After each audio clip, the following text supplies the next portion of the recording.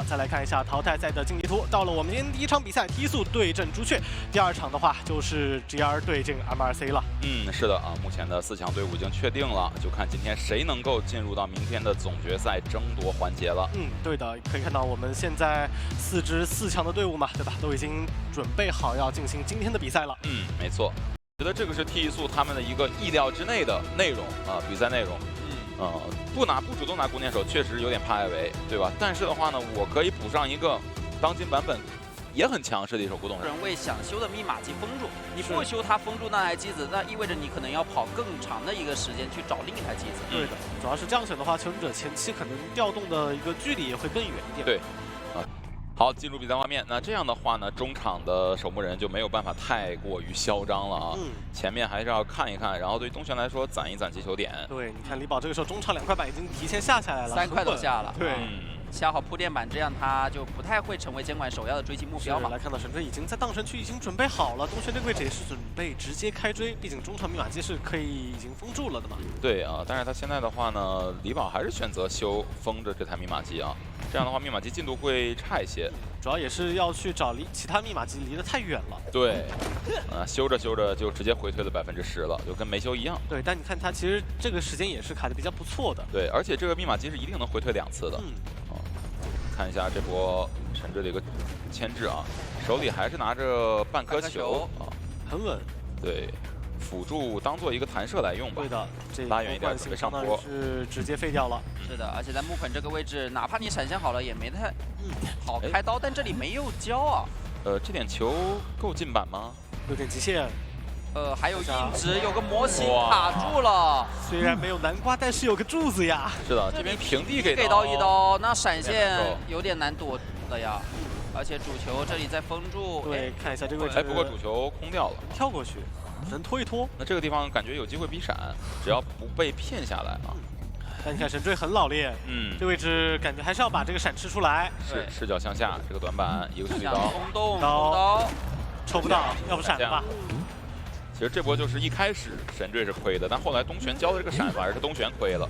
刚才在封单板的时候用了一个主球，这个路径太长了，对，还是被幸运儿躲掉了。是，再加上你看这个时候中场人已经过来把密码机接手了。东玄要封的话，可能说这台机只能回退1次。回退1次，但是也很拖时间了。对，这台密码机其实就回退3次了。封住这个机子，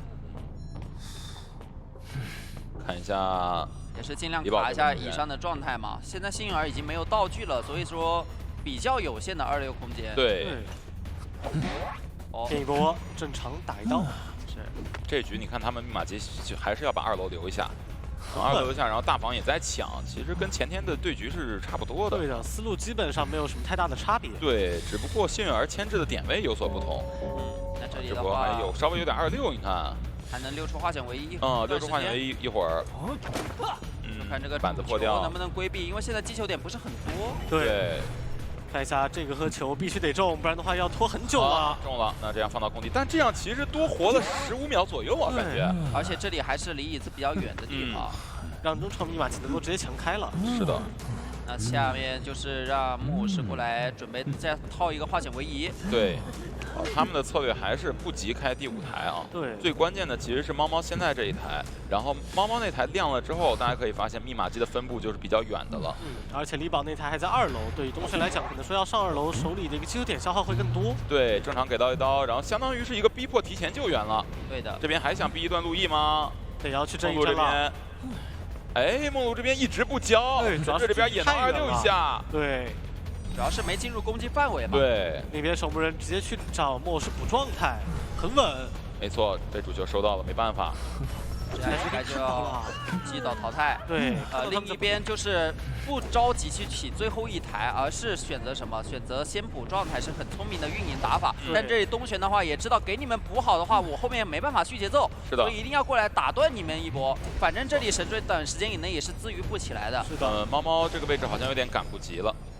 他想过来，但是差太远了，这个位置直接秒挂上了。他应该也是来到这边3连要修两边的一个机子。对，现在就一个2楼，一个跳台，下面的密码机离得会比较远一些，中间那一台的话其实是很近的。是，他现在也是状态比较好，道具比较多的，所以说他这个时候反而要跑到监管脸上去扛压。对，东玄的话也知道你就是出来扛压，我反而不能追你。是的，但是追守墓人的话呢，也是很难追到啊。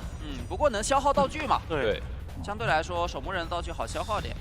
主要也是走过来能把这台密码机先干扰一下，然后这个时候再回去找猫猫的话，中间这个时间差就打出来了。对的。而且这边的话还能封住2楼的密码机啊。但是猫猫这一台密码机没封啊，我觉得到时候可能说这台密码机会消耗更多的一个击球点。一个落地僵直接2连棍，那只能把这台密码先闭合，先空一下。对，现在手里击球点有点不够用了。前面主球飞轮躲掉。还能拉一段一个击球点，哇，两个就他逼了太多主球了，这一波牵制是。不过也只有这样才能够去压迫求生者一个道具，包括拿个状态嘛。如果你只是想要靠惯性去拿刀的话，是比较困难的，效率也比较慢。那现在想回头，2个人从2楼跳下来，这个消息收得很快，分头行动。那这个时候其实梦露就可以再去找猫猫补状态了。对，而主要是现在李宝他的一个位置是往跳台那台遗产机走的所以你现在去抓梦露的话，你还要防一下另外一侧密码机，而猫猫已经接手了，李宝现在又能回头，又回头，哇，他们这个决策做得好快啊！其实拉扯的还是有点难受的，因为东玄现在赶路的成本它其实是有点高的。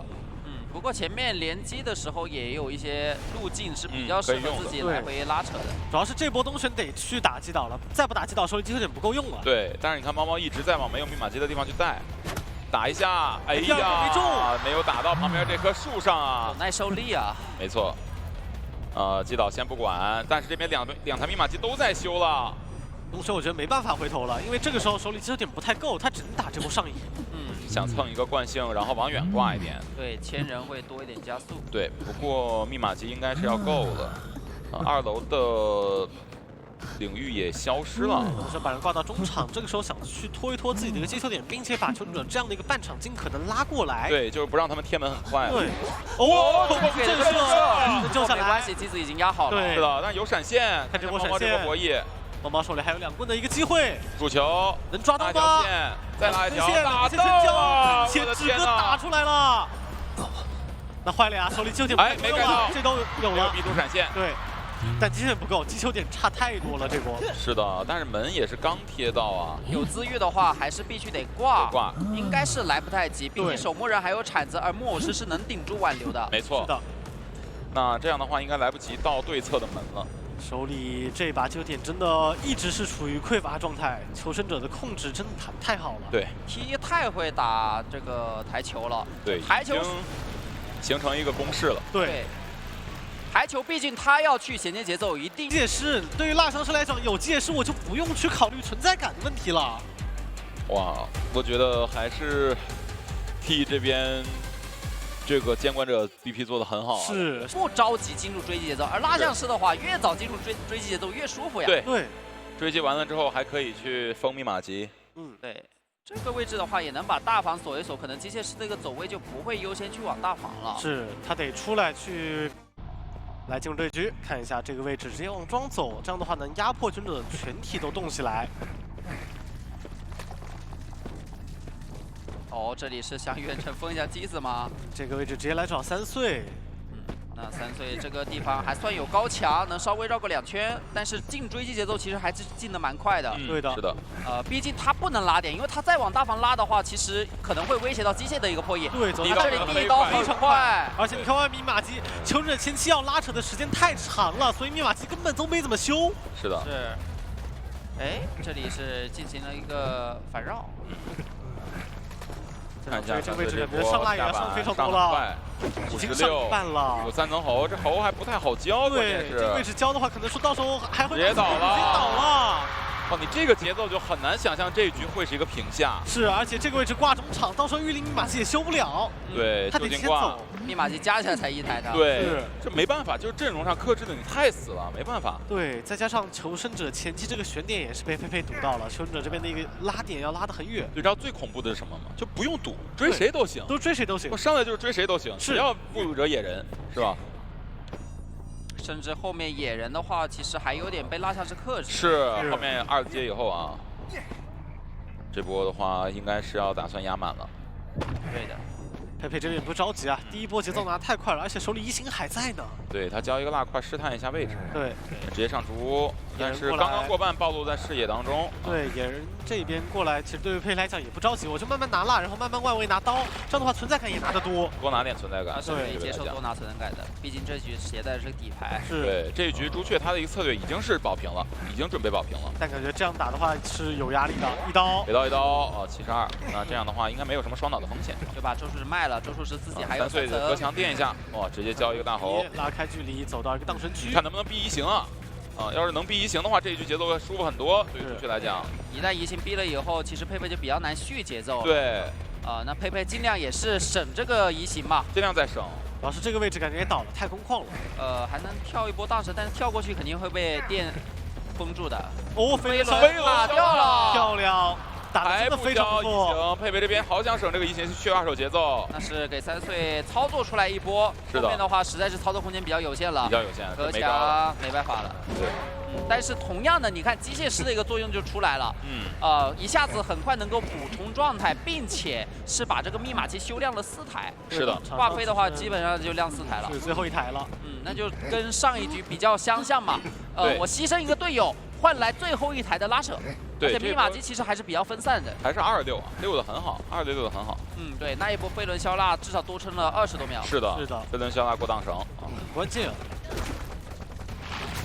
一波火蜡直接抬走，现在手里不着急，有个移形，但我觉得佩佩这个时候要交移形的话会有点风险的。对，他应该是封住机子以后再去找人追。对，这3台机离得还是比较近的，而且是平地的密码机啊。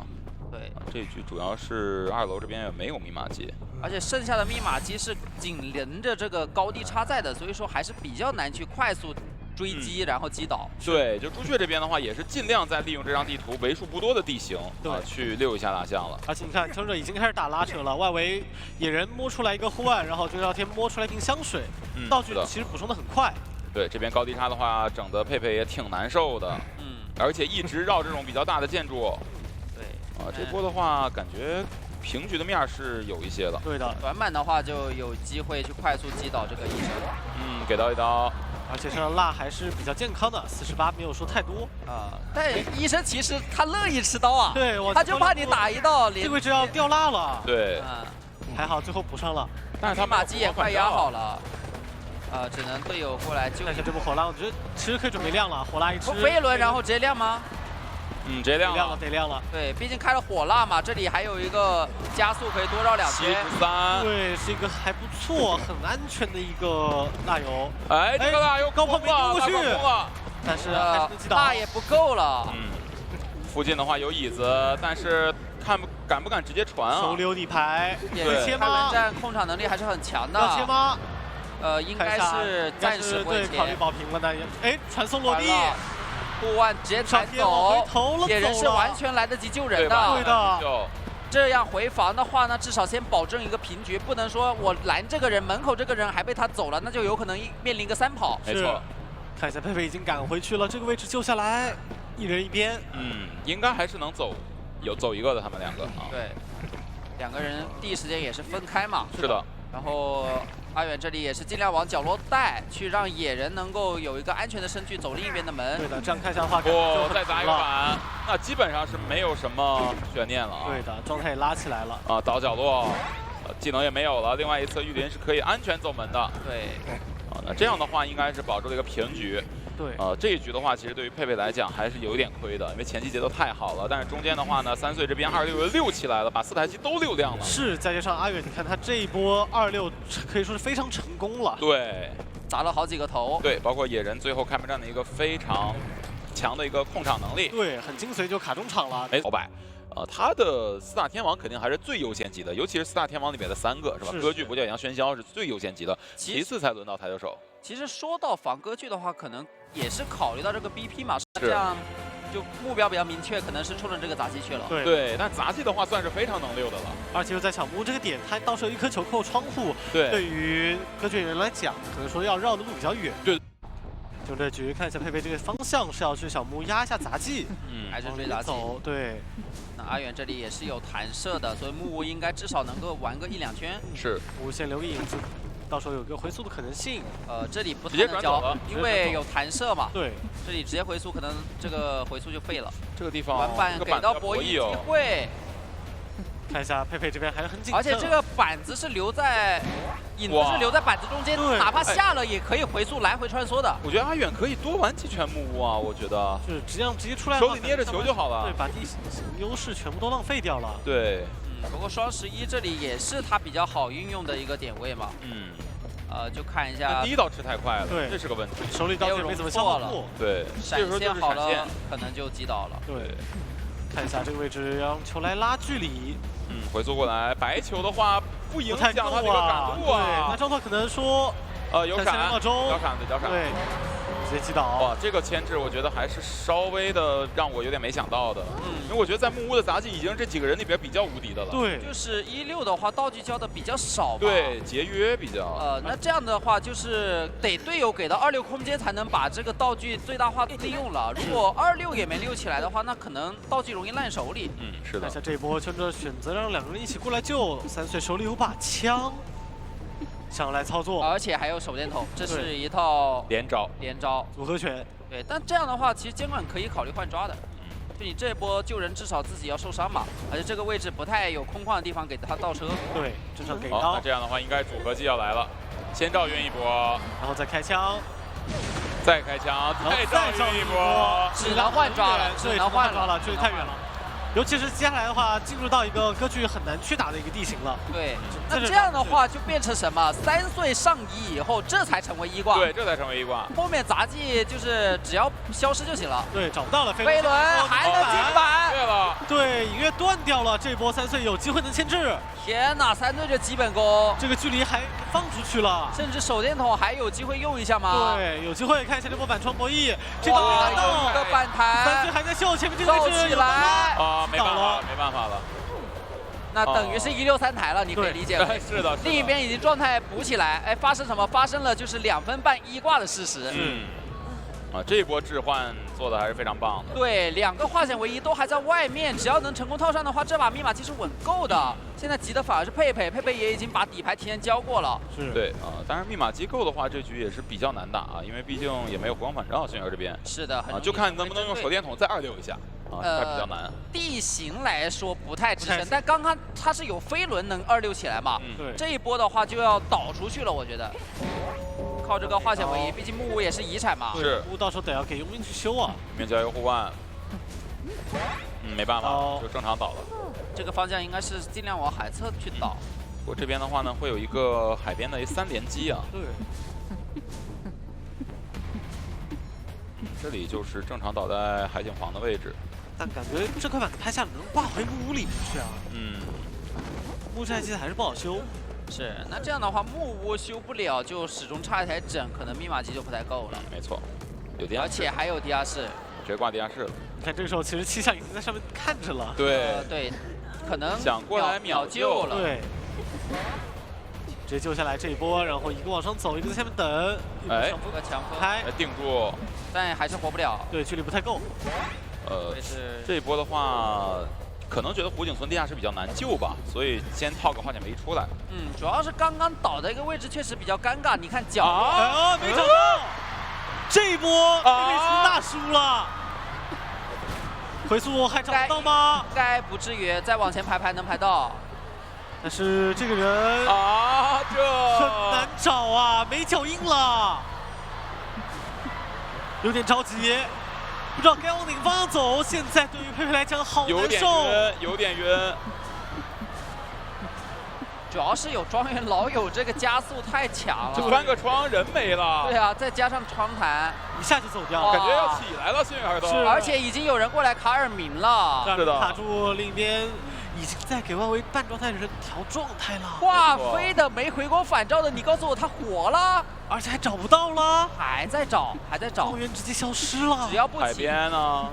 应该这波肯定要排到过去了。但这个时候3岁可以起了。他应该一直在爬吧，感觉。这你别说，对，没说，没起来，你还真别没起来说，主要是这个有惊无险，对于佩佩来讲啊。木屋也不太敢第一时间去修嘛。更多还是希望佩佩自己找不着。是。即使有个人压耳鸣的话，因为没起，这个耳鸣其实影响也不大。是。那这波对于佩佩来讲就白白损失30秒。哎，这波博弈非常漂亮，阿远。阿远这里还是得小心，因为他是一个2挂。是。但是他是有一个回光返照，密码机应该是能够的，看要不要直接传了。传。落地找少天。2个人合修海边，少天这里尽量的牵制起来。给到一刀，这个强风不交，捏得很死，主要他也是知道现在可以掉状态，但道具这样要省一省。开门战还要用。对。回看一下有没有佣兵过来偷，佣兵没偷的话就只能死抓了。这把求生者的密码机也破得非常不错，距离都离得还是比较远的。看一下这强风开，不过没有断影，回速过来正好到点上，给到一刀带走。密码机的话还是有机会够啊。对，救一波的话就进入到3个开门战了。对，而且传送好不了，感觉。能好，为什么呢？首先你看压机的地方在海边，第二你看谁压的机？贴门太慢了，点门也慢呀。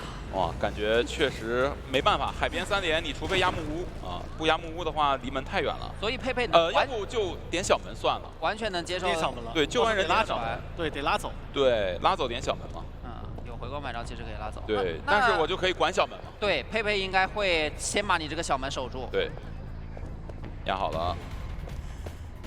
这波过来救佩佩也不着急，想打针对。可以给他打针对。过半了，对，故意过半的话，这样后面针对，那必须挂飞。对，是的，那就有一个跳地窖的可能性。看一下佩佩这个位置想贪，想抓一下玉林，但是玉林的话很聪明啊，直接去安全点了。对，手里还有护腕，到时候翻窗接护腕其实特别安全。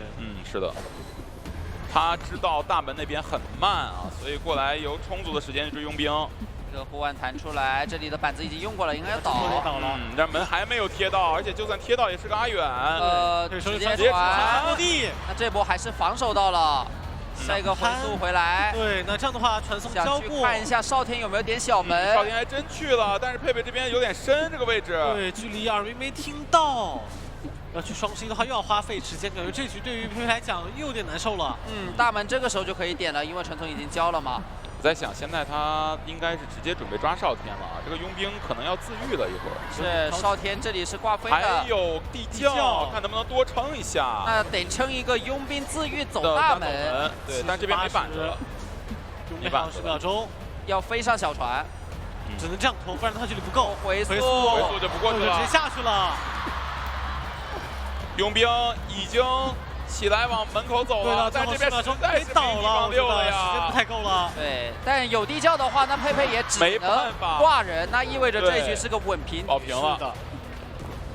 我觉得这局对于佩佩来讲，平局已经算是可以接受了，主要也是中间那一波太找不到人，太伤了，亏了太多的时间了。是的，就是如果一个心理肯定是完全是有区别的，对，有很大区别的。现在政治服咱们有位移啊，对，自保是差的非常多的。对，所以打东玄的话，这个 BP 难做就在这儿了，确实难做。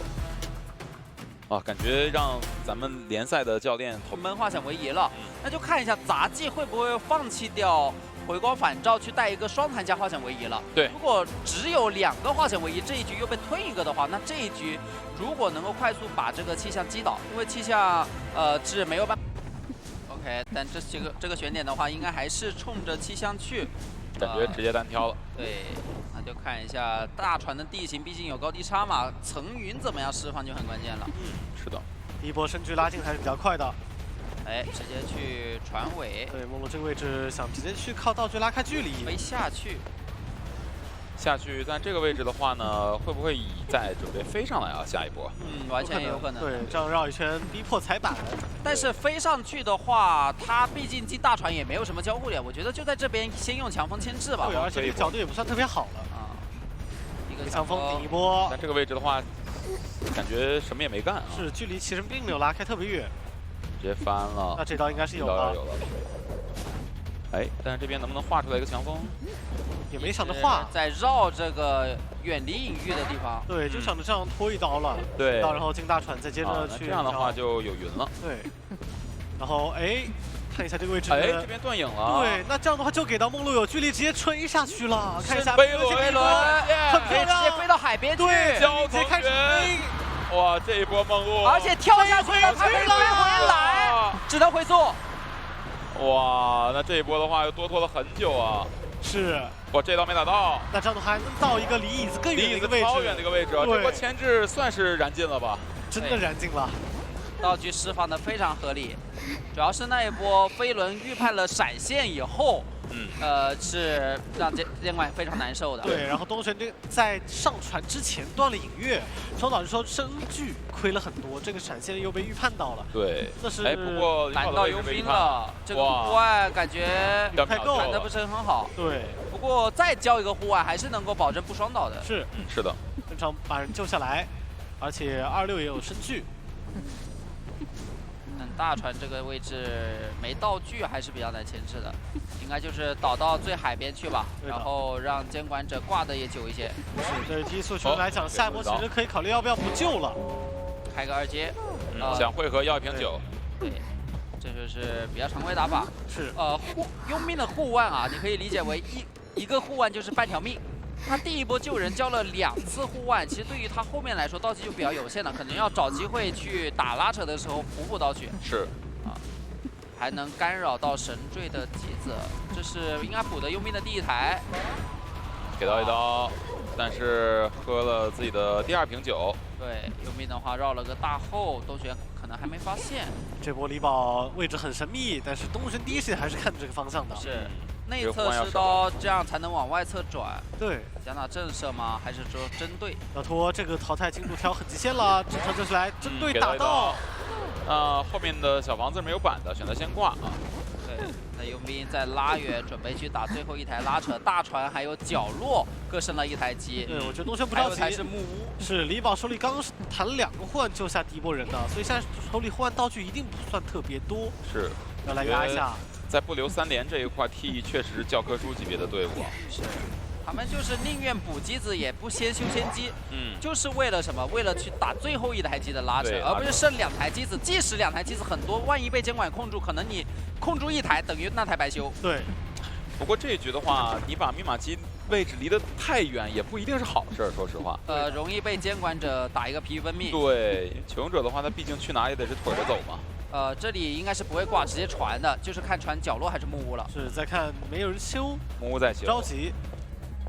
2边都在修，反而就不会传了，因为传过去，无论传哪一边，另一边只要能稍微牵制一会儿，可能都压机。是。木屋还有个地下室。不挂。这样的话应该是铺垫木屋的人过来。对，铺垫开门战。对。让你角落的去压机，同样的跟上局一样，是吧？手上捏个传送，而不同的点在于这一局离门更远。对，更远了。而且佣兵是没道具的。是角色的在开门战那个能力都其实挺差的，杂技点门慢，调酒跟佣兵没道具。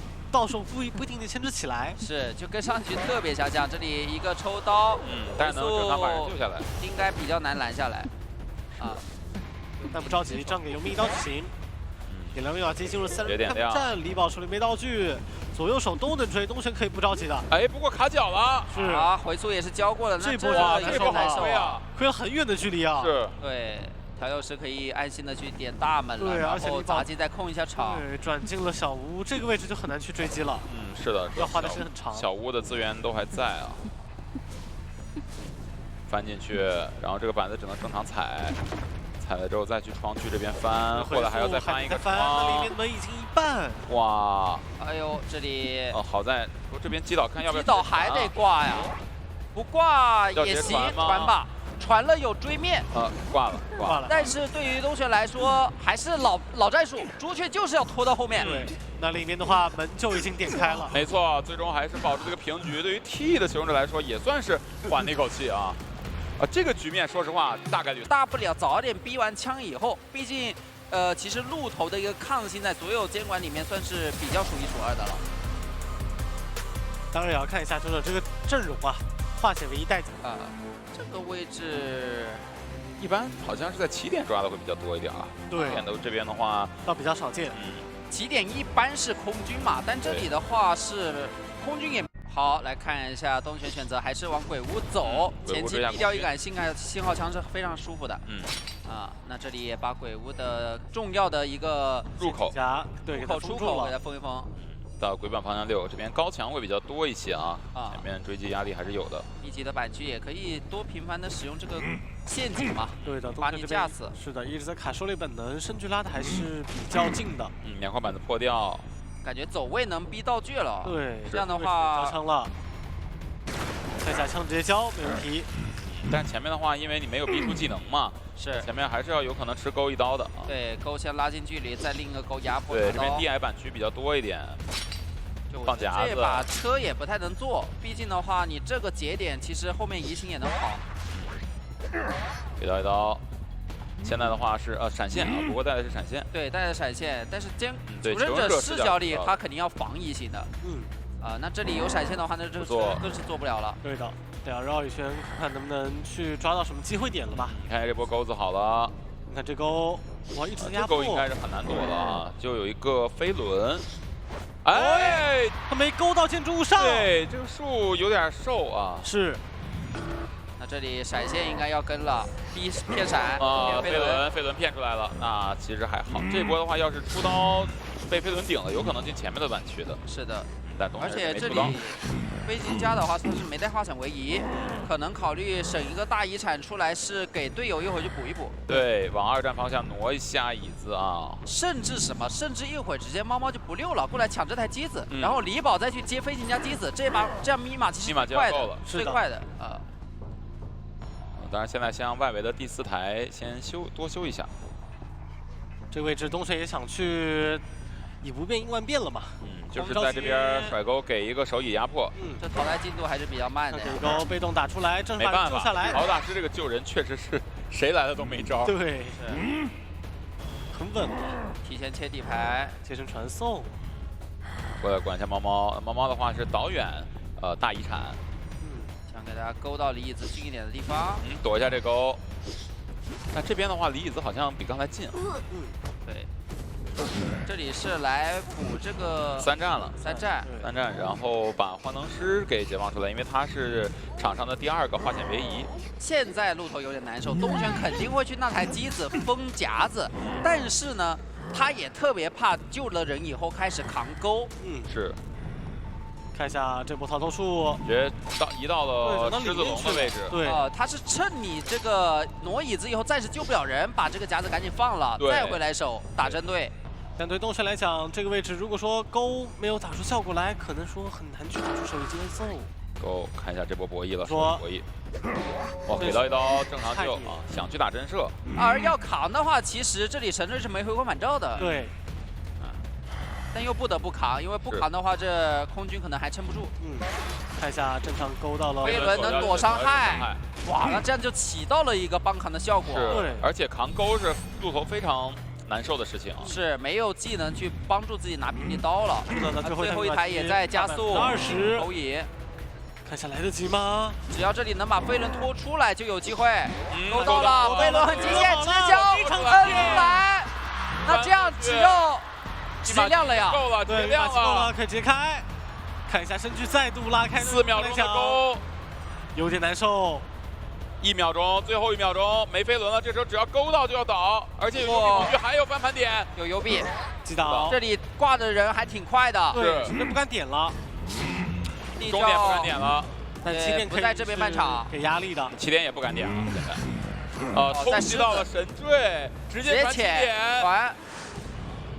看一下梦露这个位置，可以直接坐车上车没问题，但是点终点了。灯亮过了吗？灯应该是亮过了。哇，那这样有可能的呀？对，有机会能够去挣一个3炮的。李宝跑路能力有限，走不了。钩爪可以勾一下外侧，再勾内侧，已经很近了，开始钩能中吗？身躯拉得非常近，钩中了，没办法了。那另一边梦露。可以直接交大喷走了，很清显的一个平局啊！我感觉路头真的跟幽闭恐惧还是要锁在一起，对，特别适配。门口捞人，直接抓娃娃一样给你喧嚣，要么就是存在感拿得多，要么就是击倒时间快。对，反正2个肯定得沾一个。就假如你拿出来又没有办法去突破对方的话，那确实省一省就好。但是拿出来有机会的话，那我觉得无论终点这边直接开始准备追击到空军嘛。这个地方基本上是单挑点，对，是吧？ solo 单挑点。好好的，进入到面直接选择找找木偶师吗？找木偶师，木偶师反拉了呀，关键对，是那这波刚刚好，错过了二米消失耳鸣消了，了应该能意识到，能意识到。要不直接去找阿远的，直接走了，他应该是冲着入殓去了。跑了好远啊，感觉。根本不想单挑空军，因为空军确实那个天赋吧，也从上帝视角看是很难追的，而且那个点位也好。嗯，第一波双惊喜命中，看一下第二波，两个都中了，还是一样非常流畅。坐车吗？不坐车，想先玩一下站台。吃一刀再做，吃一刀就很难做了。确实啊，感觉就是去远处溜了啊，就不坐车了。而且你想灵柩那个位置，其实坐车也还是没有拉开距离，或者留着反身后面找机会挣。对，不如就哎呀，恐惧震慑。这里你也没弹射呀，你在翻板干嘛呢？我觉得就正常吃一刀，说不定还有去搏一个飞轮的机会呢。可说呢。来抉择一下，是逃脱术还是灵柩啊？得要逃脱术了吧？逃脱术了。对的，得先救一波了。先运到鬼板救一波，再倒到鬼屋桥去，是，然后再反起点。对的，玉林这个位置卡得很深，佩佩没有第一时间意识到，他耳鸣起来是比较晚的。这个迷烟路很有迷惑性啊，确实，人根本不在这附近。对，回头看一下，哎，你在哪儿？好，现在看到了。反正也有被动在，不怕你快速的拿2刀啊。被动打出来，想贪，还想贪，主要是手里有移形。哎，绕场谢幕，拿刀，直接换节奏吗？那入殓师可以后面给他灵柩的呀。对啊，这一波是不给的，可以下一波给。可以下一波给，到时候救一波就行了。中击，越强，绕场谢幕再绕回来击倒，那拖了很久了。是。哎，朱雀怎么今天一直这种打法是吧？就是我第一个人溜完之后，我强行把他换走这个节奏。对，更多这波是佩佩的选择吧，我觉得。对。因为之前是信号枪，没办法。上一波是3岁的一个选择啊。这一波是佩佩的一个选择。那这把3岁还是跟那把一样。3岁又选择了。又有枪了。又选择一波吗？回板，这波卡不了血。感觉要被逼救了。但不着急啊，可以直接开枪救啊！开枪了。对，开枪救很稳的。OK， 准备灵柩也给拉走了，很远。哎，看到他出去了。回板去。我觉得这个时候玉林其实就可以往角落走了。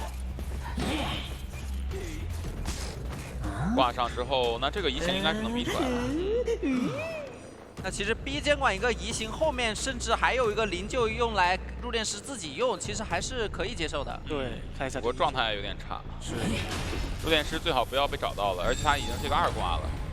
哎，这里反正有无敌时间，先不着急绕一下。这边看双惊喜，哎，躲开了。球。没办法，直接击倒。密码机修的还是比较零碎的啊，现在毕竟没有移形了，对于监管来说，虚2手节奏能力也比较差。是，然后再上阿远中期，其实一直在跑图，他没有去修很多的密码机。是，电击桥是一个空中飞人有机会贴脸的。是。这少天把机子修亮，强行抢亮了。这位置佩佩不着急啊，手里空中飞人可以直接贴脸的。他现在其实也很难处理入殓师，因为入殓师有灵柩，他会和灵柩是一个对角线的位置。对，这边好在是暗出了路易。如果快速拿2刀的话，那就少一波交路易的机会，甚至还有秒的可能性。这里再拿1刀，很快，2阶拿刀的频率实在是太快了。是的，里面3岁摸出一个护腕。那就差一颗白球。击倒。但是。来救人的都没回过满照，对，甚至还有地下室，要不就直接开了吧？这波我觉得救不了，应该是要开了。对，救了的话可能有来无回啊，有点难受啊，风险太大了。那直接贴脸救，还想要来吗？给空军个灵柩，那会不会也太拼了？空军这边看天佩佩好像是猜到了这个，对，猜到了，有护腕。就是要打你，哎，走位躲得很好，飞轮没掉，对，灵柩给上，那直接反了以后亮就开了，对，甚至可以在反之前就亮，是，先挂，那这样的话移形好了，但是灵柩的话在起点，而且一个移形应该距离还不一定够，那这样的话，远应该是安全的感觉。对，是他可以冲门。对，想提前去这边排下，先看一下那边有没有人。一个怪，就那就确定倒在起点了。是的，对，那感觉又是个平啊。是，入殓师的作用非常关键。就很平，而且最重要是刚刚3岁还摸了个换出来，给到飞行家做得到吗？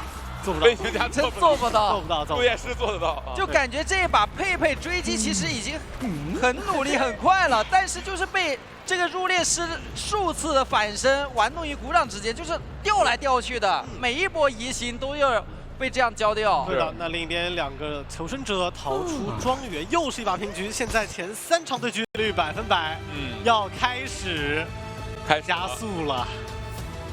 虽然说前面你知道我忍得有多辛苦吗？终于，但是东泉这里就是冲你机械来的，你有娃，我有娃，比谁更能带娃？那梦之女巫带的很多了。那梦之女巫确实进攻场啊，主场。来看一下追击目标就是神坠的祭师。哦，直接下个娃娃，这样的话拉开跟娃娃距离，自己可以倒，娃娃必须留。但是东玄可不会让你如意，直接寄生要去处理娃娃了，那就比双控了呗。看看呗。哎，但是第一波没找到，往前走，本体有一个很远的距离，看谁更双线操纵了。对，是。等一下，另外一个信徒的寄生已经拉回来了，直接给到寄生刀。那这样，我看一下，原生狗，放狗。对，原生狗直接架回来，前锋有说法吗？拉球了，撞吗？已经咬到了，不过没关系，原生这个时候再晕，也只有原生能拿刀，也意味着这么远的距离有机会去卡掉这只狗。是，而且本体没挪过，最后一波飞轮的好。而且能交互卡，看一下第2口卡掉，第2口没卡掉，有飞轮击摆，飞轮击摆，可以。哎呦，差一点这一刀。来正好第1条狗完美规避，而且娃娃是一定能活的。这把东玄有点难受了，可能要等第2个寄生。是拉超距，本体要慢慢跟，要放本体狗，或者等本体狗了。是，但是前锋还在旁边，到时候可以尝试撞原生岛。这一口狗是4口狗，因为已经等完了那个 CD 了，放狗的 CD 了啊。那没必要，应该是可以倒了，可以倒了。现在已经是留个娃娃在外面了。夺刀击倒，娃娃还在外面能正常破译。对。这一波其实神坠溜的还是非常好的，包括跟前锋的配合也非常不错。对，撞晕原生的话，确实帮忙卡狗是非常好的。对，只要撞晕就够了，也不一定非要撞断啊。看一下这波想往木屋方向挂，这边是有地下室啊。那这样的话就。好像把前面求生者溜出来的优势又打回来了，但是摇下来了。这回合是有园丁的，求生者可能携带了快摇。有原生，有原生，出不去。但是已经拖了很久了，对，拖时间了，拖了20秒了。但是女巫是什么？只要有地下室，节奏再差一点，她也能保平，能接受。就是这样的。是，甚至你园丁现在怎么下去呢？只能说巨盾下去，但是下去上来也是个问题。对，而且这个时候其实对于他来讲，寄生还能再给到园丁。2个6秒盾，那等盾消了直接打不行吗？哦，拉脱，他反正你出来也是个问题啊，这是最关键的。你下去就下去，你怎么出来呢？出不来啊。对啊。哎，哇，平地走位非常秀啊。是。原生好像去控机子去。要一起走，我觉得，他不能在下面待着了。一起走，肯定是一起走的。这边给打双倒，然后园丁的信徒有说法吗？要来控一下机子。主要是现在大门密码机的被控住了，然后大门那台还是多的。但这把其实原始就本体没动过，但是机械师还没倒啊。本体没动过，感觉这个距离很远啊，本体也没过去。娃娃是肯定能把大房机子修亮的。那神坠现在暂时是能够这样在外面处于状态。挂园丁，挂一下园丁，挂中场，别打算搬了。还是亏啊，我觉得。至少站住一台机。对，站住大门密码机了。对。这波机械师只能自驱，然后再控一下娃娃修大房。只不过外面机子还是有2台啊。对，修的多修了。另一边要去也要干扰前锋那台密码机。被干扰的人来救，这样密码机两边都在修。是，机械师一边自驱一边修大房密码机，已经到70多了。是，这把有机会能打森他们战。给到一刀，正常把人救下来。然后放一个狗咬到就近的信徒，对，看一下接闪了，切了，闪现看一下，直接击倒。但这边密码机够了呀，对的，密码机能亮啊，控不住了。对，娃娃要能把密码机亮了。那站住大门，那沙包里怎么办呢？现在有点控不住这个场啊。而且娃娃又能去给大门压力，对，只能守一边。但是这波救人对求生者来说也是个问题，因为在满状态人在修机啊，前除非娃娃得来了，要娃娃和园丁配合救吗？看一下，娃娃过来了，好像过来了，娃娃过来了，园丁那边看一下，这边他不敢切，对，都要贴过来。对，切的话娃娃要偷，然后只能再切回来看，娃娃在这边给非常大的救人压力。对，但现在东学也有点着急。太急，密码机马上要好了，密码机已经压好了，然后园丁已经接近了，这边敢给娃娃一个擦刀，园丁能够过来把这个人救上，而且盾救，两个人脸上都有回光返照，给到一刀，密码机直接点亮，4人开门战。现在有点拔剑四顾心茫然了，有闪现的得守门，没闪现的信徒得要去跟人，但是击倒不了。主要现在把人架住，只要把2个人架住，没办法往小门走就行。对，信徒数量还是够的。而且这样压缩一下，求生者好像要相遇了，赶紧回拉，不能让自己信徒去影响到李宝的逃脱。不过小门有点放弃管了，小门要点开了。对，猫猫往大门方向拉，然后这边的话原生闪吧，应该是要拖了，只能。是的，这边还有地窖哦，一定要注意。看一下李宝这个位置，闪现超出了，本体闪现用出来了。想要再去找李宝，但是这个时候我觉得距离已经不太够了，不太够，但是应该也是能留下来，毕竟闪现还是在的。对，这个闪现要直接交的果断一点。但是他因为他要注意一下本体的位置，但中场一直在扣，那这的话，而且有机会走地窖，有地窖现在这个时候有闪一直在往地窖走了，闪现过来，有闪现，看一下这波，狗要冲吗？回来了，回头咬到了，贝伦13秒，闪现一交了。要博弈这个闪现，季神再拉过来，季神会把这个板子处理掉。但是飞轮还有5秒、4秒、3秒、2秒、1秒，飞轮要准备冲了，来得及吗？就在这个时候，看台手不要成功，但是求生者在第4回合上半场拿下了3跑，终于是破冰局了，而且是在朱雀铺垫了3回合之久的女有太多的攻势圈了，是大方一个木屋一个中场甚至都有。对对对，哇，这给到求生者压力还是挺大的，而且这个角色关键是你不太好救，对，不太敢救，救人出问题的话可能。鱼女也是选了一个十字旗，因为鱼女是前期可以直接一个叉子去把你的救人位中场机子给它包住。如果你救人位不修中场，那后面很容易形成一个半场3连。是，就来看一下吧。对于求生者来讲，这个飞轮效应啊，我觉得得带满。来进入这一局，看一下佩佩这样的一个思路。我觉得对于佩佩来讲，这一回合就可以不用那么着急了。中场有2台，可以一次性包2台吗？对，他可以赶一赶求生者。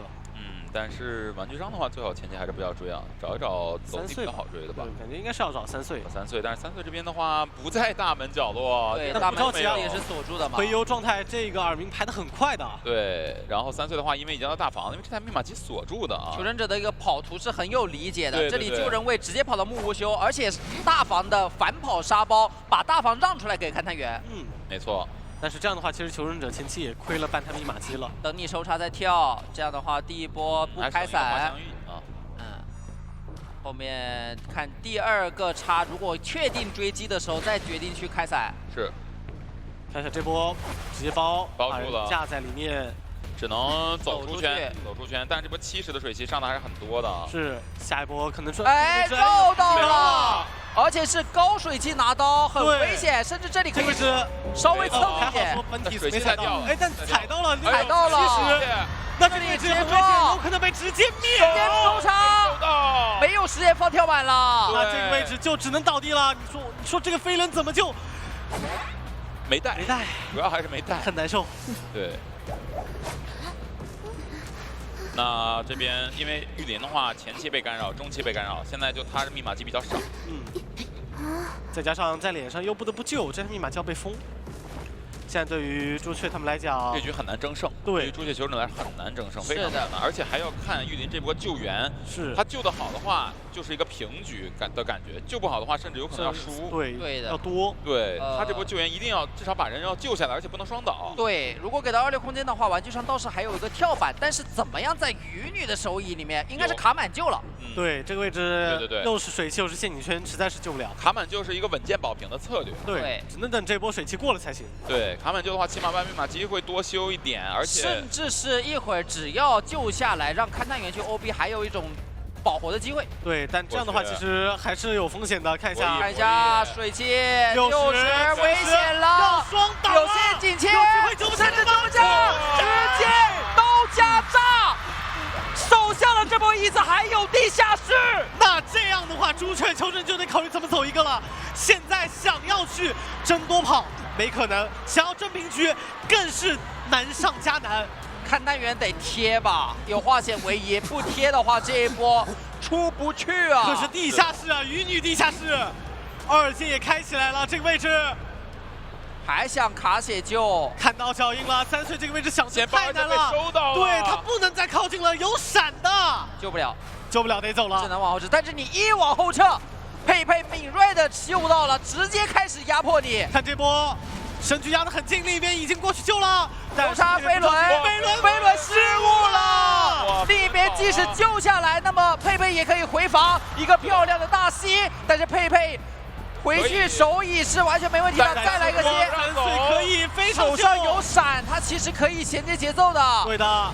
但至赶紧下少说3岁这2块磁铁是保到人出地下室了。一个下板也是保这个守墓人成功拉走。缓了一下，缓了一下。可是很难，哇，玉林还是很难溜。这2波大吸很关键。对是，这样2个人相当于都是无伤出来了。对，走位躲一躲，应该要打出来。对佩佩来说不着急，真不着急，手里有闪，你躲得了一时，躲不了一世。只要我觉得这一波倒地以后，有机会密码机压好来救啊。不是，已经挂飞了。挂飞已经过半了。对对对。那这样密码机应该还是够的，但是人有点难说。对，不够。主要是3岁这个位置，飞轮效应刚刚是交过了。但有机会走一个。对。啊，有机会走一个。中场的来得及守吗？应该来不太及，应该是要亮了。但是强行亮的话，其实自己也比较危险。对，但不亮的话，队友也很危险。不过好在说佩佩手里没闪了，这波是有机会的博弈。对，有没有地窖的一个说法？哎呦，倒地，另一边门20%，佩佩要争，来得及吗？来得及的，手里有冲刺，直接往小门冲过去，因为到拉远。这一波感觉移速上来说是感觉到没有回光返照的，对的，当面是没有回光返照的。看一下，6秒得记一个交互点，应该是能翻过去，但是对于佩佩来讲不着急。这个位置相当于架死了，水汽慢慢炸，但是对于球人来讲，园丁有庄园老有加速，对，不吃10刀就行，对，他可以吃水汽的。这个水汽。那另外一侧的话，勘探起来了，那对，勘探的话感觉不太能拦。是，而且这个位置能溜很久，感觉就有点平了。是。哦，能走一个，至少能走一个。对，到走位了。对，这个翻不过去了。可以，能走一个，对于朱雀他们的球员来讲，我觉得也是可以接受，了。可以接受，缓了一口，因为毕竟6比2和8比1区别还是太大了。对，是非常大的一个差别。对。但同样的，因为我们比赛已经进行到第4回合，而接下来的第5回合也意味着朱雀要把每一分小分还回去。没错。对。哇。那这样的话，6比2的一个比分啊，压在了朱雀头上。T 这边在明知山有虎，偏向虎山行，孤注一掷。哇，但这个阵容比上个阵容克哎，更克，机械那个阵容要克。对。位置啊，2楼下的祭司，甲门的邮差，中场的前锋以及红蝶亭的入殓师。看一下这一局吧，东玄的话确实压力。来，进入到对局，看一下东玄这个位置，直接要往左手去找猫猫。对的。我觉得这一波得要去直接压了。是。你看啊，东玄带放狗的时候呢，他们带飞轮；东玄带闪现的时候呢，他们带弹射。你说这波，我觉得主要是真的觉得阵容上比较防女巫了，所以说可能天赋上就去防其他追击流，反而是给到女巫一定的机会。但是这一把东玄带的是什么？带的是闪现啊！对，其实双弹还是有用的。对。你看这一波，其实前锋一直在跟着蛇身跑，他一直在判断这个蛇身究竟在哪里。这边2面包夹，看一下这条狗怎么释放吧。想要直接开突破口。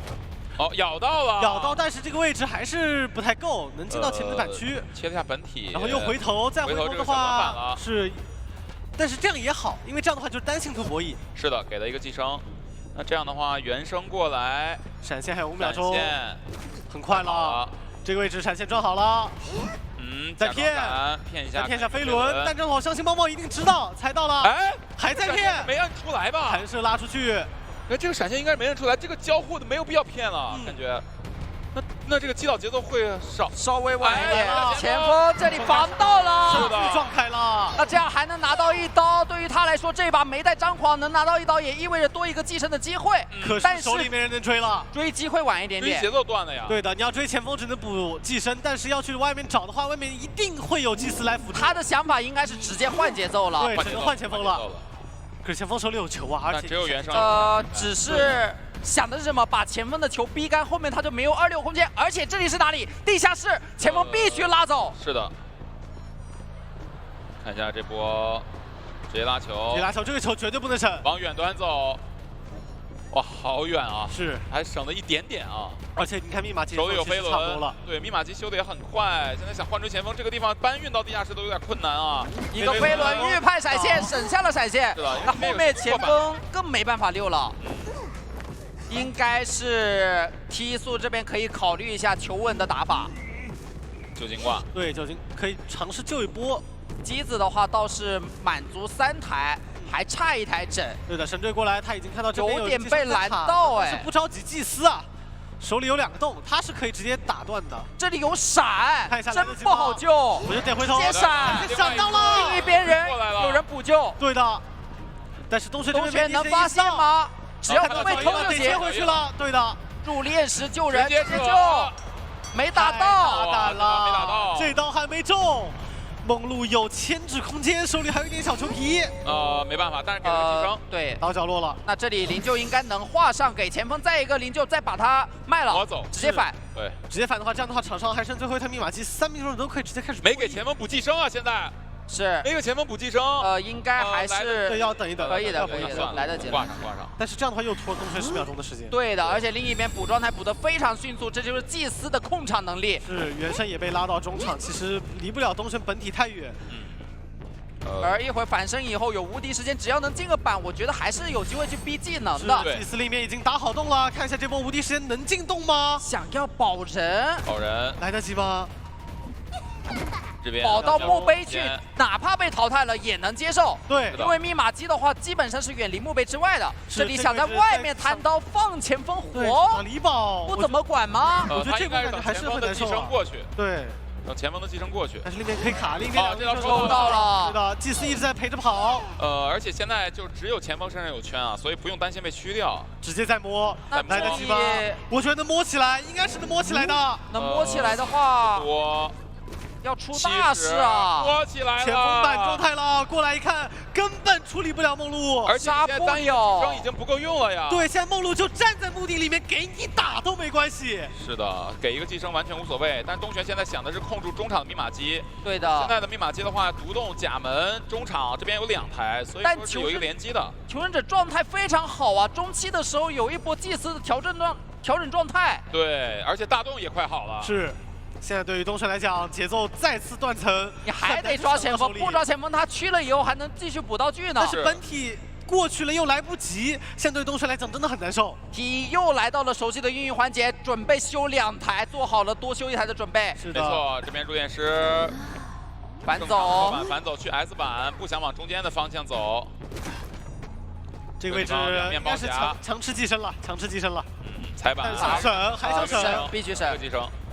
卡住位看到，但好像卡住门口，然后加卡位，然后这里有一个翻窗，没办法翻不过去，省下了一个寄生，但是另一台机子已经非常多进度了，想再去控的话非常困难，而且在对角线啊，在对角线的密码机是中场，因为在追击的时候把所有信徒调过来，所以中场是守不住的。是的，梦露另一边摸了根针，对于他来讲，其实这个针倒是没有什么。他只要活到开门战就行了，4人开门战，那么接下来即使是平局，T速是完全能接受的呀。对，而东玄现在还得去找机会。对的。祭司已经压好了，到了脸上，祭司也能偷，直接偷。他应该对他在等梦露去到一个合适的位置。给了一刀，但这2个人都没有回光返照啊。对，来看直接放灵柩，那可以考虑直接亮了。满状态也是亮，着急，选择亮，给到梦露一个寄速，时间不太够啊，感觉。这波感觉东玄没有意识到2个人都没有回光返照，要不然至少有一个红圈的感觉。是，这波感觉亏了，就可以给你卡嘛，无所谓啊，你救下来我打针对也是可以的呀。想要再去控场，但现在求生者其实都已经有一个比较不错的拉扯空间了。对，做好准备的，影响太大了。这一局对，甚至还有灵柩。 这边来抓祭司，祭司还有洞洞啊，闪现都没机会的。是再撑一撑这个位置，门已经开了。对，神队是可以送给你的，甚至有可能给灵柩，就给上了，给上了祭司。不能再找祭司了，前锋里面被砸有地窖，有机会有4跑的机会，直接反的。这里补上机身，但是信徒拉过去需要很久的时间。暴露在地窖面前，拿好了有飞轮，这里是底牌切了传送，前锋这里。 贴魔鞋，但是祭司走了，他爬了，人生还很远，有回光返照的，直接爬下了地窖，完成了4跑，恭喜 T1，恭喜 T1，他们已经创造了队史。是的，接下来他们要进行的就是明天最后的冠亚之争。如果说的时候都比较危险，是的，像古董商他虽然有一手转式的加速，但是在牵制艾尔的时候，可能有效手段也只有一个云门。对，他也得看自己的一个博弈了，就看自己脸色朝向会不会能够躲掉的话，他吃的亲人度是最少的。对的，对的。这边年景也是选在了苞米地里面，可以封到大船的密码机。是的，这样的话，不管你大船是谁，他都一定要往外移动啊。这换开局。 好，上来也是把伊斯人直接招出来，看能不能放到小船，先把人赶走一波吧。这个方向是往中场进行驱赶的。是的，而且他本体往海边去的话，那冒险家他就只能往大门去了。这样的话，一会儿就更好排着冒险家的位置。对的，地下室的方位是在大船，直接传了野人。 找了中场，这样的话离大门也会更近一些。对，这波只是驱赶一下破译，其实重心还在小迪的冒险家上。是的，是的。这里如果能够逼迫出他集成野心伙伴的话，应该会更赚一点。对，但是笑笑实在找不到冒险家的方位，决定回头找一下奈奈。没错，真不太好找。小迪其实一直在藏，他防着呢。这一身后第一段是直接跑到了。看一下下一波吧，有一个窗也没有打断机会。 那其实目前的一个密码机进度，因为野人也被干扰了，所以前期就看这一波伊斯人的异速本相能不能换到。是的，这一波如果说这一波能中的话，其实就能拿刀。奈奈前面有一个云门的机会，到了，是的，打一刀，这里直接预判到了。对，这个地方感觉翻窗是比较难去躲的。好在精神寄宿还在 CD 嘛，他可以通过自己一个转式持续拉开一些身距。对的。 转式的话也能增加小移数啊，这样子可以在小船上多绕2圈。等下一波技术了，对，招伊斯人回来寄宿古董商，这波闪现，没有考虑落地直接打，因为这个逃骗的位置是在偏空地的位置，骗了一下，骗飞轮，飞轮用了，那这闪现完成击倒，没什么办法。没错，击倒的速度还是比较快的，算上冒险家手上的输液，其实也不到3台。求生者压力太大了，因为隔着墙，2台多一些。对。 这边找到了小迪的位置，这把小迪是没有带化险为夷的。对，密码机现在也有2台半嘛，他手上现在也有树叶。第一波笑笑过来救援，异速本相稍微叠加了20的侵蚀值。是的。那在椅子面前，笑笑不想让这个陶片附身在椅子面前啊，所以还在拉扯，看能不能给点2次牵制。直接拿一刀下来的话就会吃点侵蚀度。主要是这边陶片2次侵蚀的陶片太多了，对，太多了。难，云门直接过去。 奈奈在这个地方牵制，可能会影响到中场的密码机啊，所以他尽量还是打算带走87的一个侵蚀值。是的，他现在2阶还没有彻底好，所以说是刚刚没有完成一个侵蚀传送，对，有点小难受嘛。对，2阶还没好。这样的话，给中场的花池再计数一下。而且现在已经好了，但是现在你没有办法直接附身，看这口再打一下。有机会吗？躲掉了。 那前面这个陶片圈被迫把2阶给用掉，奈奈有一个这波回身棍的博弈。哎呦，可惜了。选择本体吼，因为其实对于这种熟练的监管者来说，你回头的一瞬间，他一定是一个本体吼，直接打断你的道具。现在场上密码机只差1台了，因为冒险家他是有输液嘛，有一个30多的一个输液，他一直在留。是。 等一下再给个化险为夷，看能不能再拖一点时间了。这小迪是很细节啊，他帮忙给了10几的输液以后，准备去挖下一张了。对，然后再去打最后一台密码机，边机的速度打到最快嘛。哇，MRC 这密码机太快了，因为这边9%的话，其实是可以让木偶师救完人再去补完的。是。先干扰一下，干扰一下挖输液。没错，直接传过去。那这样的话，小迪应该要吃1刀了。看一下飞轮进板。反正现在2节也好了，等你救下来之后，我再传送过来拿刀。是的，这边有一个陶片，救下来之后会叠加一些基础侵蚀值。对，年纪这边打得非常的聪明，知道如果说是让你这边冒险家大胆去把这个树叶挖出来的话，很有可能传送直接打到了针对。野人现在也过来了，想要帮忙一下，看能不能找个机会将古董商这边帮个忙，或者说是直接顶开一波啊，摇下来，操作一下。外侧的树叶已经来到了一个56的进度了，对，也是不太够。这里侵蚀度也是有点给上了，野人现在身上也有个28。看这一波，直接拱，但是被打断了。那还有一次拱的机会，能不能再拱远一点？拱到了，不过这个距离应该还是可以挂上。是的，野人这边侵蚀度刚刚是满了100，所以再次打断。那现在这个节奏来看，小迪的树叶不能被吞，必须要躲好。他们想强开。直接抢，但这样的话，小门笑笑还没有贴到门，那就让木偶师这边扛压力会更好一点。对，因为木偶师如果说给自己一个回光返照的话，其实开门战他还是能够扛很久的。小船这边是一个地窖，没错。目前笑笑还没有办法被计数，现在要打反两边的这个拉扯，但陶片现在大门还有一块。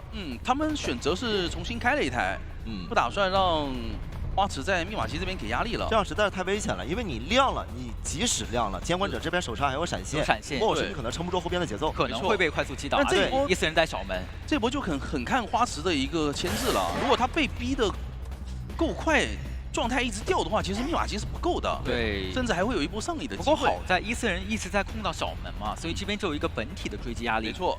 基本上就是靠追猎以及一个刀红光到了，哎呦，骗到了！变身，那现在翻了。小迪那边好像是放走了，准备去压船下的98的一个密码机，86的基础侵蚀值，非常危险啊！感觉应该是来得及碰上密码机的。过板刀差一些身距，侵蚀值要叠满了，但那边密码机应该也贴到了，没错。那击倒打倒，同时通电，而且小门也是明确爆了乌鸦，确定了野人的位置。这一身得拉回来，才能有机会控场。是的，3个人现在就要拖点时间了。对于年景来说，好消息是花池他的开门战是半状态，有一个闪现打倒了机会。是的，只能说是变路易，然后使用一波失去，而且这波身位很近。监护者这边的话也是被骗到了，因为这里是特意的去靠近这个陶片，给到你点侵蚀度，骗你传过来。是的。野人就是这一波骗，为了让你没有身位再去闪花池了。对的，他这里就是为了保花池的一个半状态的。先把野人赶走一下，再小迪的位置有点近呐，有闪现身位，哇，而且闪过去之后接一个异速猛象，让你招不出来飞轮。但是小门这边暂时还没有，还能再附身，还没有办法点开，还可以再附身一次野人。野人现在的话只能蝴蝶点吧，你要直接离开吗？离开的话，花死位置也同样很危险。对的，要再等，再传过去，这边伊森留在原地，因为他技术完是可以透到花池的一个具体位置的，是把伊森留在椅子面前，花池其实是很难把小迪给救下来的。对，而且这边挽留时间有54秒，是拖不太过去的。对，现在就是位置现在也不太好碰，架住野人，然后如果莫偶斯那边侵蚀值涨了，他再考虑传回去。是。这边骗了一下，没错。那这把应该是可能要续上一跑一个卖自己了，花池这里。但这边笑笑的精神祭司也马上就要好了，虽然把陶片拆了，但侵蚀值非常的高啊。花池不能走太远，走太远的话，他就没有足够的身位去救援小迪了。对，或者说是那边笑笑拖个挽留也可以。对，但现在但是这边按住了陶片，没错。那就是没有办法传了，那这一波年景只能全力进攻花池了。花池现在想要直接走地窖，但是身上侵蚀度已经是比较多了。是的，还能交一次路易，距离也不太够，让自己快一点。毕竟年景手上没有闪现，不过再等一下追猎，但是挽留要过了。让他的变身，这个时间是有限的，不太好。摇路易，不过身位的话，地窖没有在双击啊，地窖在小船。连续2喷，前后方是直接给堵死了。是的，这样位置是直接再完成一刀击倒，那也是在上半局监控者是完成了一波3抓。对，也是可以看到年景他抓机会的能力很强啊。一个相对来说艾维比较克制的阵容，也是找到了突破口，然后直接拿到一个3抓嘛。没错，而且对于 NMAC 来讲，他们其实应该不太好去携带这个化险为夷了，可能就是木偶师以及守墓人各带一个。或者说是打一手反心理，因为守墓人大概率打艾维的时候会被追，如果能预判到对面打艾维的话，这边补神或者气象可以是气象学家再补一手化险为夷的话，艾维选到了海边啊。其实如果直接开追古董商的话，有可能在海边去留下一个3连。对，当然如果说他想去找守墓人，那么他就得跨越整个地图了，而且海边的3连可能会被破掉。好。好，同样的伊森人招出来，那伊森人往到哪里去？那应该是要追守墓人了。很可能会追守墓人，对这个方向就是往守墓人方向去的。是的，本体要给一个陶片，本体让古董商远离密码机，然后找到了伊森人找到守墓人以后立刻传。对，这边已经准备考虑要追击守墓了。守墓人这个位置非常危险，比较差，这个位置。不过板区提前下掉了。是的，那可以先下铲，稍微拉扯一下，骗一点红光，蹭到这边的一些侵蚀度62。一组本相躲开了。是的，那现在就等下一口伊斯人了。要不弹出来吧？弹出来的话，直接进到板区。震颤拉到窗口，但是还是要躲这口一组本相。哎呦，还是吼到了100了，能拿一刀。好在说刚才本体招过了一组本相嘛，进入 CD 了。没错，而且你现在没有技术了嘛，是对于守墓人来说会稍微安全一点。毕竟没有陶片能够把人给架在这里。闪现现在还有10秒。宁氏现在就是准备下一个铲，然后用震颤去拉离这个闪现的身位。对，顺道干扰一下气象学家的一个破译。但在这个点位的话，有点把自己给夹死了，因为你现在马上附身 CT 现在就要到了，可以在同样的位置再有一个陶片的，没错。一组本相没有吼到，伊斯人这一口哇，本体的也没有吼到，2次。这一波很关键，而且他转出去了。关键白鹿现在不太敢技术他了，因为你技术他的话，他是可以拉出圈外的。对，他可以震颤出铲嘛。对，然后白鹿选择到了中场先干扰一下气象，可能要稍微等这个守墓人的铲子掉了，时间到了他再去技术。没错，那外边2台密码机现在也正在破译，但是阿策这边给的金石值是比较高的，再一个一吼。画了一个层云，这边阿策如果给机会的话，他会直接换抓的。一直在回头看，99、100，拿一刀。那其实现在守墓人也安全了，是因为他现在已经找好了小船的点位，对吧？你如果说是附身，这个陶片就会在下边，把陶片给卡好了的话，可能要考虑要不要追击气象。那现在但是陶片卡到了上面，也没关系，还是能翻下去。落地根逼出了白鹿的闪现，但是铲子好了，这闪现没能拿到刀，那这一波有点亏了，震颤砸板数字2连了这一波，宁氏感觉这一场是整个蜕变了。但是后边的话，这波侵蚀度还是上到了100，还好白鹿这边及时止损了，但是拖了很久了，拖了太久了。对的。每一个救人位梦中的自己，但是其实啊，局势看下来，因为这边已经2阶了嘛，然后但是呢，外侧密码机加起来不到3台，而且气象学家状态掉了，其实这局白鹿是有优势的，还是只有一个化险为夷的节奏。白鹿现在还是能再往外争一争，因为现在他追击的这个节奏并不满足于就是说求生者我后边救一救，我就能打一个4人开门战。对，没错。因为前期他的一个干扰其实做的是比较好的。看一下莫斯的这波救援。哦呦，下来可以再交了一次路易100，掏了下来，看一下状态。没错，那卡蒙这里被打的状态是有点多了，而且这边有侵蚀传送的情况下，守墓人也不太好牵制。是，没错。现在等一下再附身嘛，附身 CT 之后，我直接就可以过来拿到刀了。白鹿现在优势还是非常大的。没错，100再打一刀，完成击倒，基本上就是一个化险为夷的时间内击倒的。既没能牵制得动，现在拿的状态也拿的很多。木偶师现在你的状态只能去摸其他人，把这个状态补一补。对，而且这波好像是准备打算阿策和卡门这边调个状态，对的，让磁铁来扛压，但磁铁是没有携带化险为夷的。没错，而且他去了这条路还挺远的。是的，不过选择是把医生拉到了船下，看一下有没有机会干扰到吧。来给一个陶片，还是摸起来了一波。但磁铁这边是没有带化险为夷的，你过来救这个守墓人其实还是很难牵制得动。对，得看他怎么操作。对。看一下，救人也有点危险。本体的一组本相一直在骗，多了侵蚀值。哦呦，但是对刀，飞轮第2棍再扫，还是再看一刀。那掉的状态有点多了。这波大赚，白鹿可以以此这个节奏的话，我再找个2手节奏。是的，白鹿的手语实在是太完美了。是的，你外面的人全是残的，哪怕是闪现还有18秒。对的，这里找到了卡梦，看一下要逼他吗？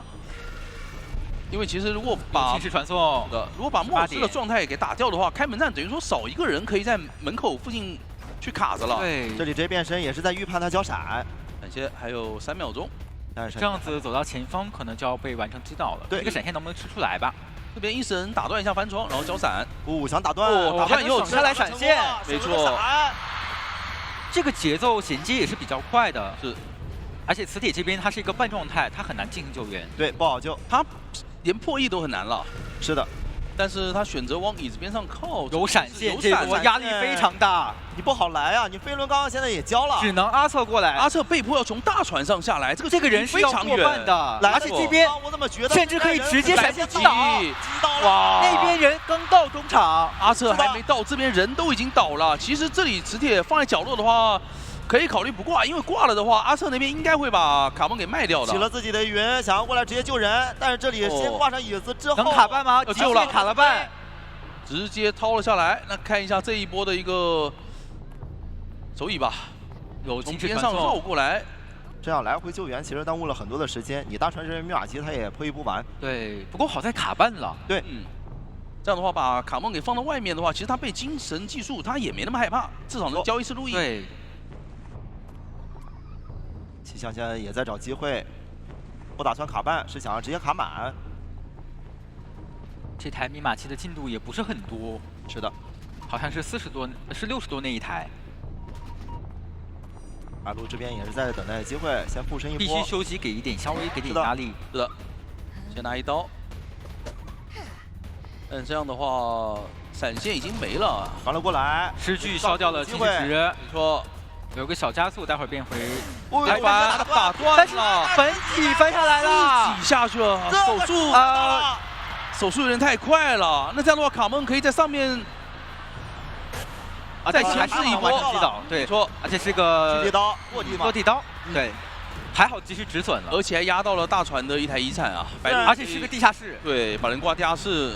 那现在外面的穷者虽然说调整好了，但其实暖雨已经暴露了你俩的位置。对，虽然没有第一时间接到，但是节目效果整出来了，是，非常的还是比较其实目前来说还是有点扑朔迷离的。对，这个转折有点大，我也觉得对于两边的这小心脏有点受不了。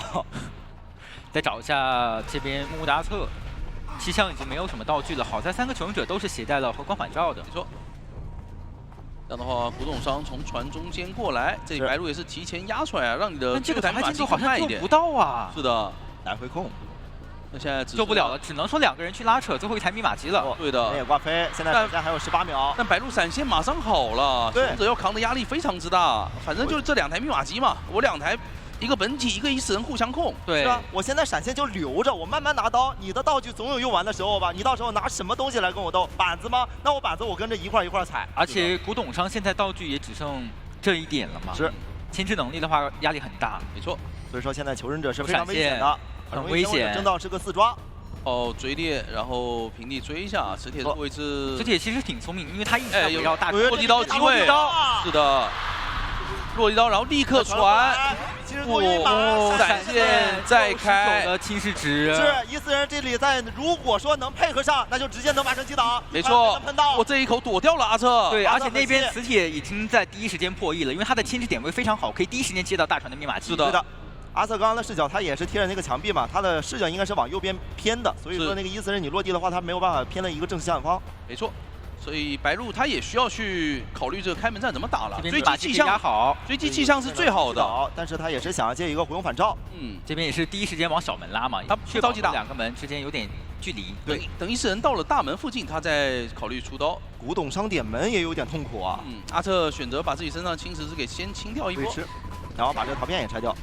但是这波会有一点基础侵蚀值的叠加呀。没错，我甚至觉得这1死人可以直接收回过来追他。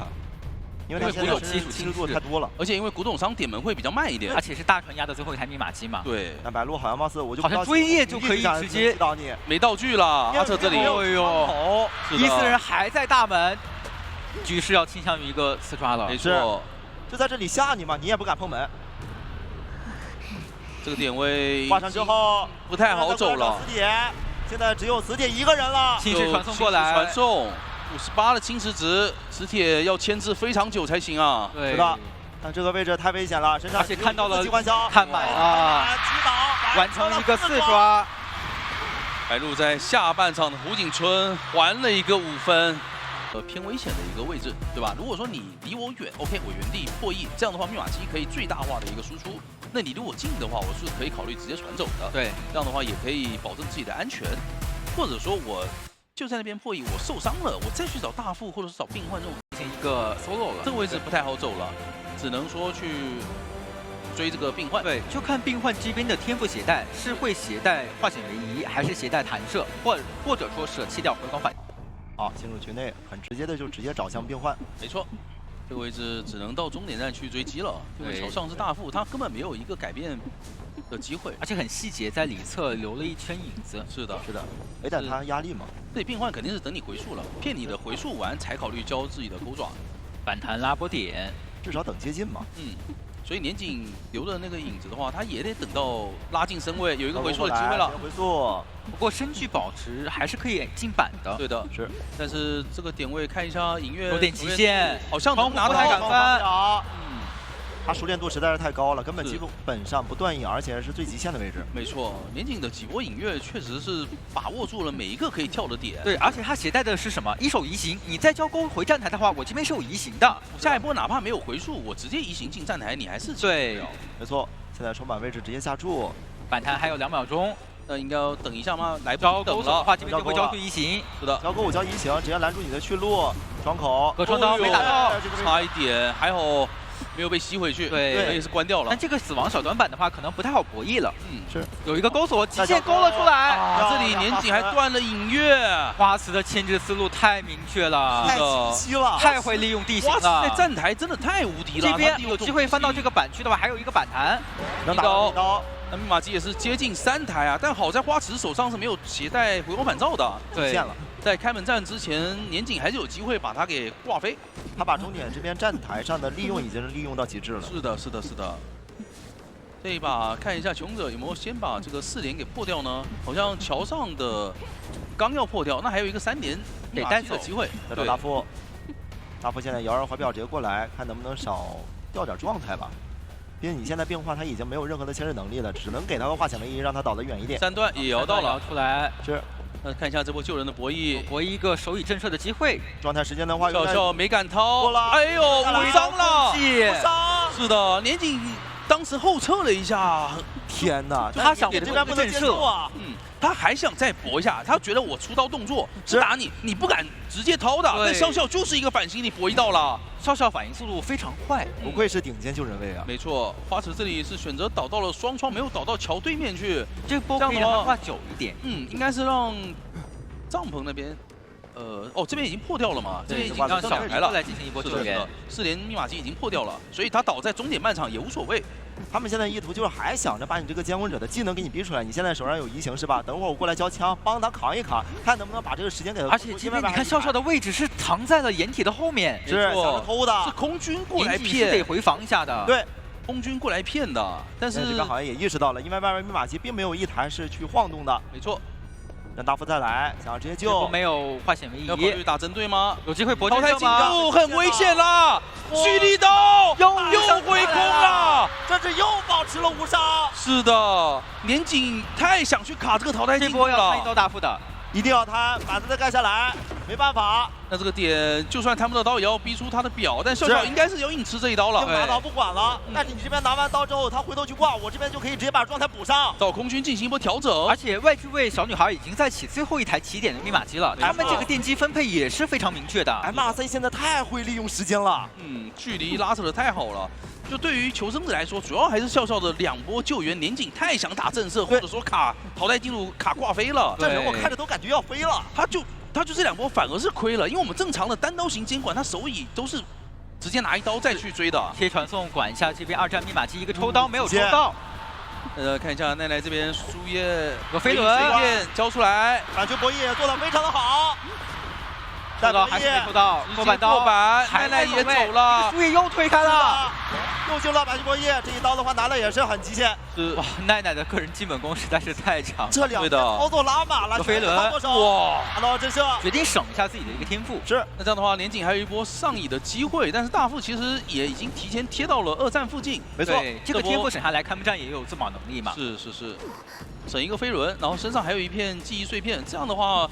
开门战是有很强的牵制能力，包括他是有机会能够上车的，而且传送交过了，那边的密码机压的好像也是终点附近，是的，可以第一时间贴门。是，所以说到时候门你是肯定拦不住的。大佛这个怀表他也要省。对的，现在就要看他们求生者能不能有机会去争出这个3，好像是有这个意图的。砍一刀可以走，他帮忙扛一下，就是拖到密码机好。对，这几比较的话是在波甚至鬼屋后有可以直接开的机会，因为传送时间还没好嘛。是让他的，吃一刀，吃一刀的话找机会，因为往鬼屋后是他的目标。他想走快板掉全下，别亮了直接通电。现在就看这个砸板博弈能不能有机会给他争到了。有点难。他们是在算传送的时间，对，知道没好不好肯定是要直接开。对，反正现在往角落一倒的话，哎呦可能打小了经营不过还行，逼出了奈奈的一个飞轮，这里应该是不太好走了。一波推，也没办法，双方现在就是保证了平局。是的，直接打倒。也没有机会再管那边的门了，因为手上的传送甚至都还没有好。这局太过于顺利了，以至于小迪他不需要交出自己的一杆信号枪。是的，是的，没办法交，我觉得也不用这一把不是，因为会比较顺利。是的，是的，这把恩巴西他其实密码机够的一个追击熟练度了。对，熟练度足够，只要引越不断，对吧？那就是一个比较中规中矩的开局，把人击倒。上对，但这把的悬点可能跟上把会有所不同，因为这局它是有一个火灾和幻灯的，所以这局可能会抓起点漫长的人，上局是抓终点。有点你学我，意料我学你。白鹿说我也要追病患。是的，就感觉就是正反手教学了。对，上半场、下半场基本是完全复刻。但是这位病患选手的熟练度，他同样好，同样的一个悬点，同样的追击，没错，我可以说是同样的受害者嘛。白鹿这边是选择不同的受害者。年景刚才的一个不同点呢，是在前面先留了影子，然后再过来。白鹿是直接过来，是这样的话更快进入一个追击节奏。卡蒙这一选择离开站台，在210窗的位置开始牵制，也算是一个比较安全的区域嘛。没错，因为这边有一块壁踩板，天哪！等你踩完以后，这个格局也好丝滑呀。而且防了一手这边的隐喻回哎复，这里出问题了，这个隐喻方向没有弄对，对，导致自己进入了一个隐跃的真空。这边卡邦很细节，而且趁机上了3站，一个勾索直接转到前方双板区。到对面，白鹿这边也反应过来，没错，跟上，这里而且干扰到桥上的密码机。但是你桥上这个位置，其实隐跃就没有那么顺畅了。对，还有最后一个勾索，这边可以借助飞木马，看一下要先进板，先进板博弈成功进板，而且自己本体是拉开了整个终点啊，是一个板弹再绕一下。不过这里应该要吃刀了，对，但是这个吃刀时间是1分钟才给到，很能接受，很能接受。前面再一个窗弹，再加一钩爪，还可以牵制非常久。你到现在都没有去用到这个闪现弹，也证明这个飞木马完全就是病患的主场。哎，小卡了，小卡了，卡了一下，上不了滑梯。他勾的，哎呦，如果勾的够高的话，他就能过去，但是勾低了。是的，是的，他没有穿过中间的模型，对，卡住了。那你这个密码机是不够的。对的。这里如果说能够再上一个滑梯，再下来，再玩那2块板的话，其实是能够多拖很久，可以吃出一个移形吧。是，直接跑，拉开位置，白鹿赶得非常远，隐喻回溯。我把你逼得越远，你求生者的密码机就越少。是，这波虽然说牵制很久，但是密码机影响的有点多。是，关键是在于什么呢？火灾他是从鬼屋跑到了终点站去破译，他本身等于自己就是亏了20的一个密码机。这不救下来，其实病患就是要找个远处去倒了，他没有任何的道具，他牵制不了。对，零次补一下刚才幻灯师的遗产金吧。对，就直接顺路补，你没必要再跑回去就耽误到自己时间了。没错。卡梦倒到了桥边，第2波化险为夷是这边的阿策携带的。刀也不着急出，反正到时候给你挂上你来救的这个人，我还会去开到2阶，想挂在惊叫屋干扰一下鬼屋外的破译。是。但这个点位也多多少少反正就影响一下鬼屋后。其实也没有带化险为夷，还是让阿策从终点站赶过来，拦截一下这边的火灾阿策这边的话迎脸打一波双人救援，这个气囊给压力。哎，这位置要是吃刀了，打不了，有一点小加速。幻灯师这边不破译了，骗你监管者，让你以为我过来了，实则也是给到阿策这边的帮忙。主要也是阿策骗了，阿策没有往鬼屋冲，对，他往外面走，所以就会给到白鹿一个错觉，他以为有人冲到，先把气囊打了。卡蒙这边的话也是直接往脸上走，为了去不让监管者打成个双倒。是。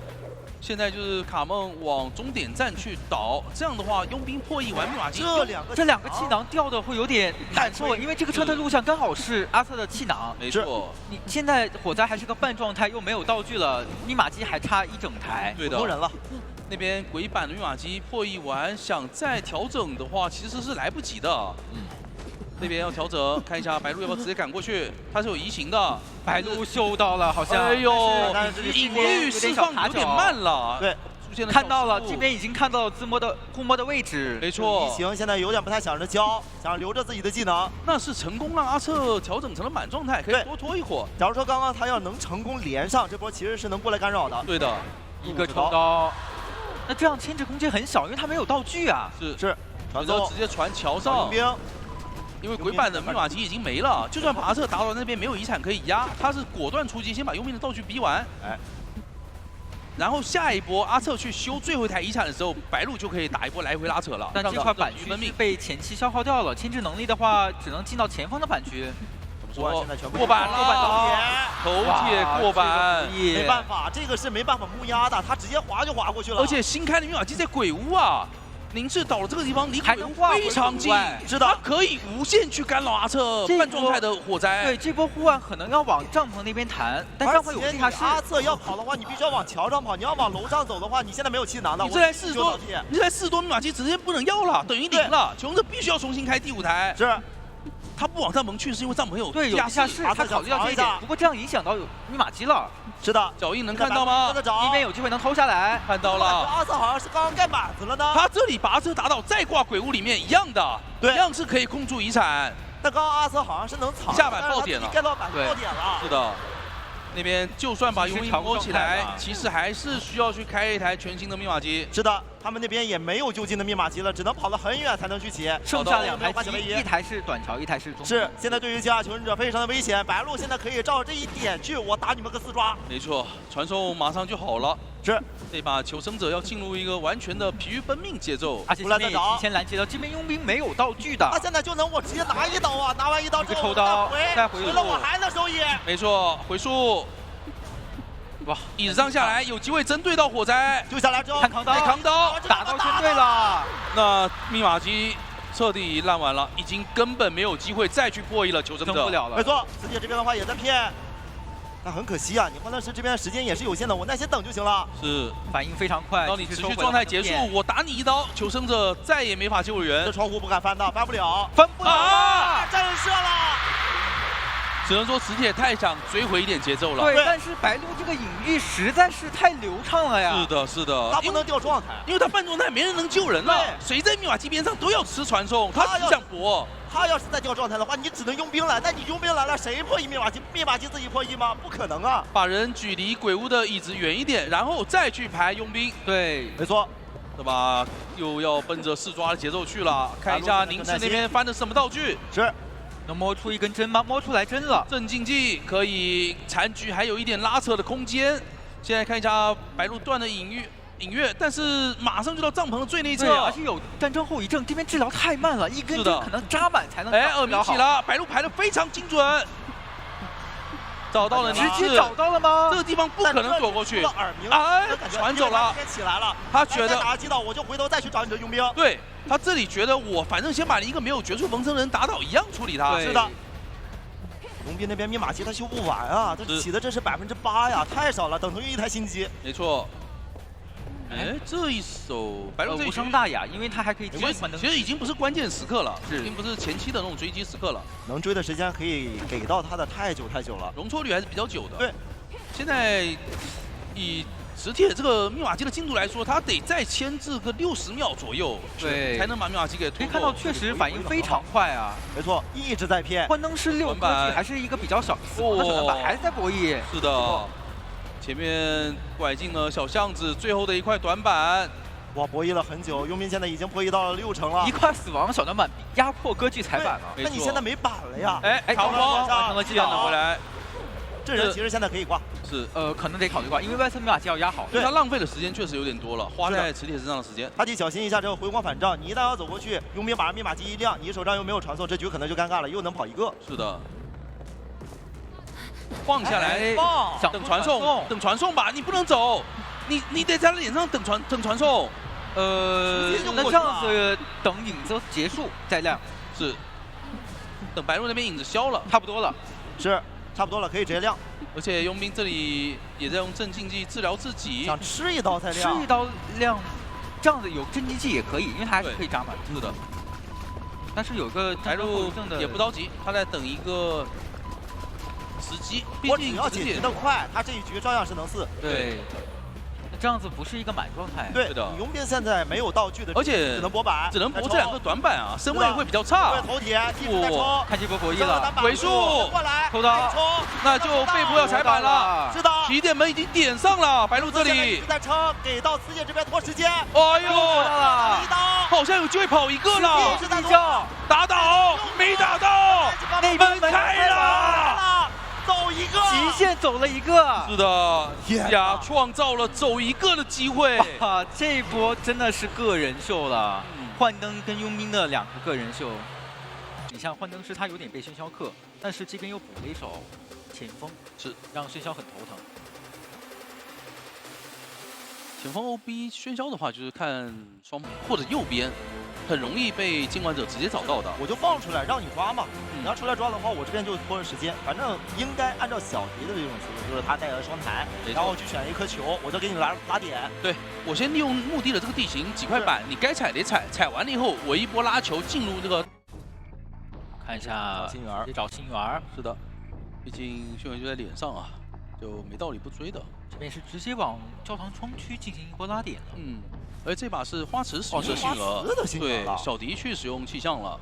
哇，他们还是变了一下角色。一下标记有没有机会上到第2段？看一下没上到，这样子是干扰到了前锋的破译的。对，而且花池这边应该是许愿失败了，香水许愿那个香水出来。是的。那这个节奏还不太敢贸然去帮忙，因为节奏太早了。前锋在中场没有跟他帮忙下这个板啊。哎呦，一个回头撞，但是上到了一颗干冰，这个要考虑换追了。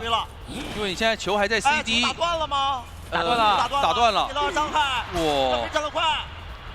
那现在把前锋处理掉，喧嚣就无敌了。对，你没有 OB 位，就是一个前锋的 OB。你没有前锋的话，你就少了个化险为夷。现在你这阵容里边只有他带了化险为夷。是的，而且空中飞人解锁了，得提前拉球，想远离，拖点时间，直接把整个球拉完，等同于拉光了，只剩一丝。但是你拉完了没有意义，因为这边窥视者还是把你给架在了这个3点。而且最头疼的是什么？他是唯一携带的化险为夷。没错。一个双惊喜放得有点远，是的，造场谢幕，完成击倒。场上密码机因为前期影响了一下，所以说加起来就2台，接近2台。那现在救这个人就很恐怖了，因为你任何人来救他都有可能被打双倒，你要不救直接卖了。那这也是一种打法，因为对于马西来讲，他们现在是可以接受一个稳稳的平局去往下拖的。对，这一波大概率会不救了，因为没有人携带化险为夷的。对，你救了其实也没有任何的意义，你没有化险为夷，他救下来其实也会倒地，而且同时会给到监管者，我能有2阶，说不定能双倒。直接给到了小迪2颗惊吓标记，把他压退了。2个人都是来回拉扯，想要把监管者骗回狂欢之翼旁边，这样是能拖到一些时间。我能在外边我直接起个第2台，但你现在要这样拉扯，奈奈这边就需要小心了，因为我这个人飞了，我可以转头直接去找你。是的，看一下年景并没有耳鸣，看一下考虑用双惊喜来排人呢。奈奈也是直接跑了，旁边也一直是没有耳鸣。是那这样子其实年景会有点难受，是的，因为他站住了这把椅子，导致但站的就没有意义，都分开了。是的，直接切传，果断打进攻。没错。那这边可以看到小迪直接交了一个陈云往外转，同样有空中飞人可以跟进。多段时间，2次空中飞人还是在的，给到了一次焰火。哎，沉默到了，有飞轮，粘土再给飞轮躲掉了飞轮，躲掉惊吓标记。是，但同样还是给到了。干冰在一上，给到一次伤害。降平马上好了，可以捏一个强风，画了个小风。小风还是现在有点不太舒服。哇，这头铁过板倒了，完成击倒，续上节奏了，这个节奏非常快，击倒速度太快了，而且墓地是一台小遗产。是，你现在外边同样的，你这波必须得派人过来，为什么？因为你中场那台在破译，年景不可能让你破译的。这把多装面实在太大了，是的。现在花瓷它很容易被发现的，你花瓷被发现了，已经被指到了，他已经被指到了，是。双惊喜排到人，那现在没有双惊喜，反而是花池可以贴近椅子的时间啊！已经看到，但是用窗台看一下能不能有机会贴近椅子。怎么释放？焰火这边照着不让一方药水，这个人可能被沉默了，被沉默打倒了，救不了，就能完成4抓了。外面的密码机还在抖动，先把幸运儿往外侧牵，去排这边奈奈的位置。是的，哎呀，缺氧，他在3连。这里给2号密码机刚上了一个定格，所以暂时是不会抖动了。看一下年景，用双惊喜指了一下，没错，这波还是迷惑到了年景的。他觉得有可能放手了，但是其实一会儿密码机要直接开掉。对的，那这样子就会进入一个2人拉扯的环节嘛。对于 NMRC 来说，现在还有半台遗产，看一下他们有没有机会也去拉扯出来一个跑一个的情况吧。同样的密码机差的很多，而且现在年景我就可以在追击的过程中，你一旦起了碰密码机，而且我确定这个密码机晃动，我直接传你。是的。 这边有耳在于鸣，还到了。星河其实爬起来以后，他是很能够创造这个后期能力的。华慈这边星儿也已经起来了，这里先对奈奈进行追击，他现在不急嘛，反正你现在肯定是优先摸箱子的。2颗惊吓标记，这边摸到遥控玩偶，但这个遥控玩偶要给自己的状态先补上吗？还是说是直接拿来进行破译？就差一颗粘土。哎，这里焰火舞台没能覆盖到他的一个幻影分身，那边摸了一个机械傀儡，可以调整一下状态。是。 已经在破译了，想骗他的传送，但距离太近了呀！这么近，这也骗到了。对的，我感觉这么近其实没必要传的，他一个空中飞人应该就从窗户跳进去了。奢侈的。不过因为击倒了之后，剩下密码机也第一时间摸不上嘛，所以这个传送招就招了。他现在的节奏优势大好，只能说富家子弟啊！现在想用就用。确实。然后中场这台不能。 被破译就行了，逼着熏儿到外面去破译大推的一台新密码机。现在年景就是要在奈奈密码机好之前，看能不能找机会击倒奈奈。这里并没有能是给到倒过来，想粘住形状投影，但奈奈拉得非常快。是再叠，打到一刀光球。那边密码机现在已经破译到了4成。看了一下，因为被定格，所以年景以为那边密码机没有人修。是，同样的是与时间上的赛跑。定格结束了，确定有人修了。年景现在的话看是没有用的，只能进行追击，只能等下一个双惊喜了。对，这个双惊喜感觉要分出胜负。空中飞人现在也在，还有1秒。 如果奈奈能折掉的话，密码机有机会够。好像被封到了。哎呦，粘到了，请没有收回去，直接击倒。那年景这一波应该要考虑把人挂上了。那花慈这边摸道具会摸什么呢？摸真经机还是说是摸球呢？还在翻，还没有出来。 看一下，2瓶香水，因为他第一个道具他摸的太远的是许愿失败的，他的玩偶是成功的，这个真是恶女儿了，所以就变成了香水。是的，那现在往3年的方向去释放双重惊喜，很快就可以排出来花池的一个点位啊。再往前走的话，耳鸣就要响了，谢尔明了，年景只需要等待下一个双重惊喜就能够稳定的排出来。已经找到了，完全没有任何办法。这1瓶香水使用，你不回，再接着追，又放了第2瓶香水。我相信年景此时应该懵了。对的，他也没想到，满状态可能还会有一些效果。对，害他这个双重惊喜都丢失误了，就没拉过去。是没想到，因为他。 通常的会认为你的手里应该是第2个是道具，对，就是球。但是淘汰进度好像很极限啊，而且年景有机会双重惊喜在 CD 中，花池一个反弹往外拉，手上有一个飞轮，这奈奈已经挂飞，飞轮躲了一刀，还在自己的王府拿到了4抓，可惜，真的可惜，这把花池但凡是一个护腕。 有机会跳，对，一个怀表有机会跳，一个橄榄球也有机会跳，是，但是最终砸破了，是啊，喧嚣对吧？喧嚣杂货商都在，而且这把其实因为他需要争的是一个4嘛，如果说他没有特别足够的信心的话，因为你毕竟争了4，他也是保着的，不管是喧嚣也好，还是说是什么角色的追他，他在这个地图是很容易被追的，对，这个地图他没有太强的牵制能力。 下踢的悬点，脸上是园丁。看一下开局放猫，这边的话是往园丁的方向跟进的。是的。那园丁也是可以看到在往花园的方向走。这里白鹿是要拐中场了，看一下有没有曹大师的位置，但是好像还是选择追阿策的园丁。对，因为这边是往红场方向拉点的，可以说是如果追园丁，这边小画家肯定要换电。用这个猫来赶路了，这猫并没有发现阿策呀。哎，我以为他要用来赶路呢，他没有，他就是没找到，现在找到了。小说是的，那前期直接浪费了2次技能，还是比较亏的，有点伤节奏了。对，那等一等吧，等一等这个盾。既然这样的话，我觉得就等到园丁的盾自然消吧，马上只有10秒钟就要消了。这边是没有一个交互点的，一波跳，然后晕在窗前，有没有机会晕在窗前？这样的话盾是能消的，刚好消，哎，哇，太差一点，阿策卡的非常好，一换位，小家过来帮忙。是的，但是一出来，也不太有平地刀的机会啊。这边有一刀，至少是在这个板子附近吃的这一刀。是的，你必须交技能才有机会拿这一刀。是的。那下一波园丁又可以多活一只猫，到中场看一下队友有没有帮忙提前下板，同样也是下，然后给一个反弹。那下一个窗户的话，因为是没有窗弹的，距离拉不太开。磁铁这边的隐喻也已经吸到了一半，再放猫。这个猫的话可能不太好规避，选择拉直线，那这个拐眼睛盾角续盾了，是晕住的同时续出来了盾出来了，能来得及翻这个窗吗？好像来得及。右边这个窗是来得及的，木屋窗可能来不及，都是非常极限，而且又触发了自己的窗弹，可以再次转进3连。而且这波倒地的位置会离04非常近，是的，救人不会有特别大的压力了。是他甚至都可以把它给移走，博弈就把它往要不要大石头或者其他地方移。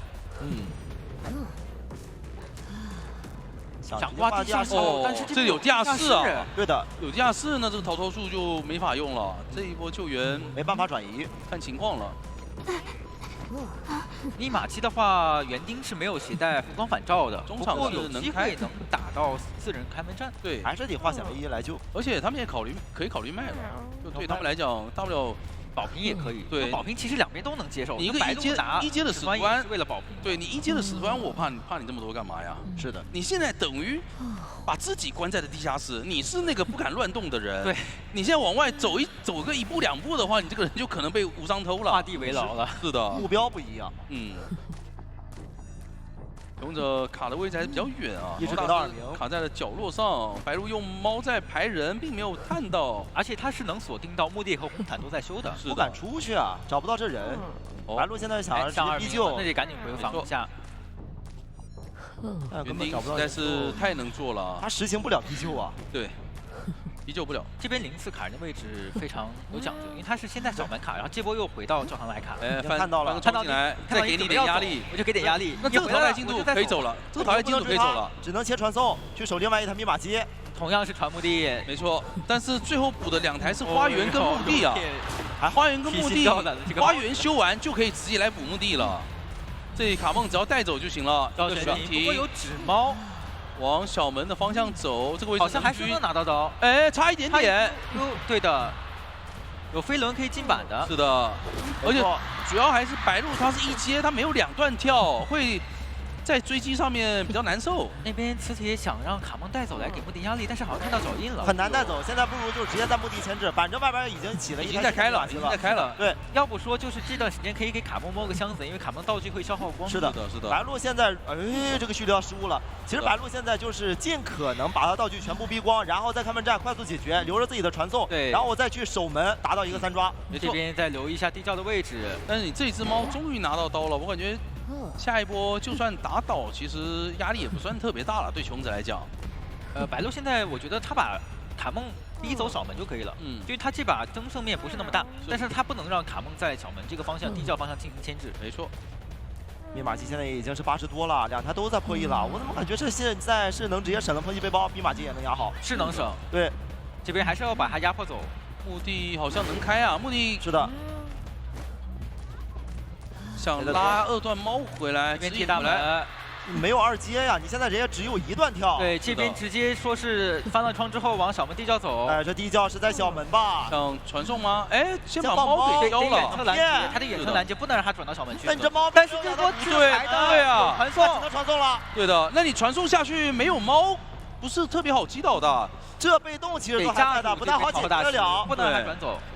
地窖的位置在小门方向，能不能偷偷摸摸直接出去了？宝猫还是能咬中吗？没能咬中，咬到再指引回来。这波能，哎呦，应该是有猫步。是的，但这里没有地窖，求生者好像是没有去盘过。没错，打出被动。哎，翻走了，打了一下墙，所以给了一个窗。是的，这里有点没想到啊。对于白鹿的好消息，反正地窖这不是刷在这里，我慢慢击倒你就行。没错，完成了击倒，那最终的话应该是一个平局。是。2比2的一个平局，也就是由加追回了一个7比2。是小分现在的话是都没有了，对啊，加1行，就这样的天风。那这样常规的都是这样去打的。对，小图是可以这么带。之后他那个牵气球可能会慢一点。没错。或者说是舍弃一把那个。有很多的帮忙，我只要是打排位，你像是 S1的 S2的，基本上是必搬这个园丁的，因为他园丁一旦要是倒，有人过来干扰我。明现在就要看自己的天赋了，能不能拉开点，因为他现在要是说是直接牵制邦邦，让他自身其实也会有危险，因为他怕是什么？他怕了这好，三月兔看一下这个时装，已经远远的看到了小迪。 这个位置绕了一下，防止从幕布中间走进来。是，现在就开始听这个脚步声吧，看看这个脚步声能不能说是直接走了。但是这边奈奈和年景应该是打照面了，相互都看到了。没错，这里看到了奈奈的教授在大房起追吗？又回头找这边守墓人，守墓人现在也是直接拉点。哎，但是这样帮逛街的话会很亏的。他是在等园丁，他在等园丁的盾。 对，他在等这个盾，他在骗园丁去破译，但是其实这边密码机离板子还是挺近的。5秒雷，对，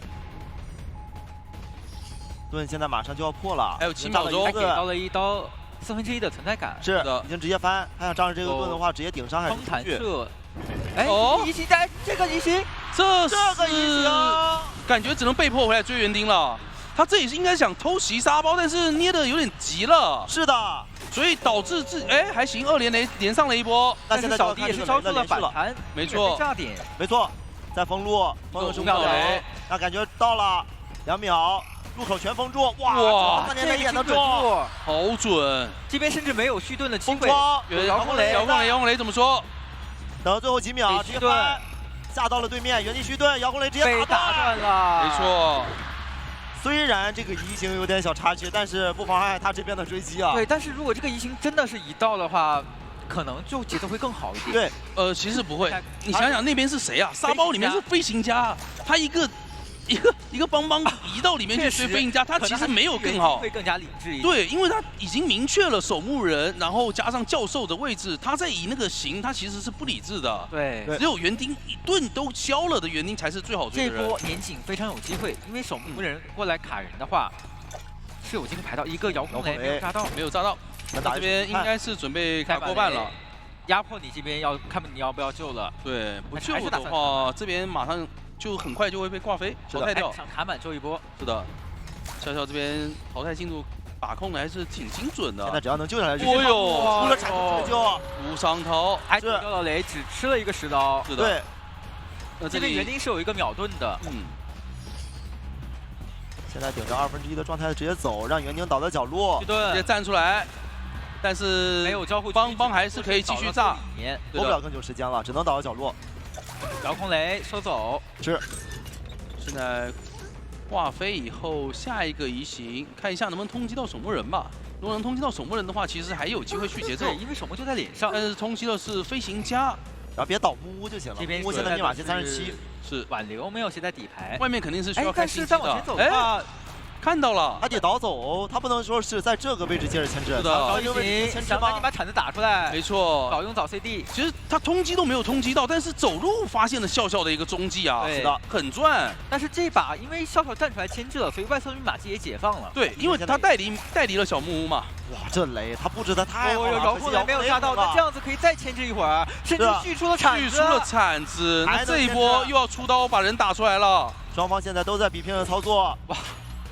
看得眼花缭乱的，最后一台密码机已经来到了7成，离开了危险的区域，想要回头去守，但是2个人想是可以抢开的，是的，有波一加速。年景想拖自己的移形，他想争上线，但是看盘战是那现在这个门要被这个密码机要强开了，对呀，而且现在有悬停的飞行家是完全可以站在小屋去给小门的压迫性的。是的，现在监管者他不太知道，就是说这个地窖是在哪里，还行，好像知道了，他是又找到笑笑，但笑笑已经翻了一个木案，对，门还没贴，笑好像是在反走，这波反走不对啊，这反走给足了笑笑遥控雷炸到了，但是他手上有1/4状态，这个运营又来了，是的，那得架住了，看能不能把笑笑给架住。这个点的话有呼万，看怎么博弈了。年景其实会担心笑笑往炸门去。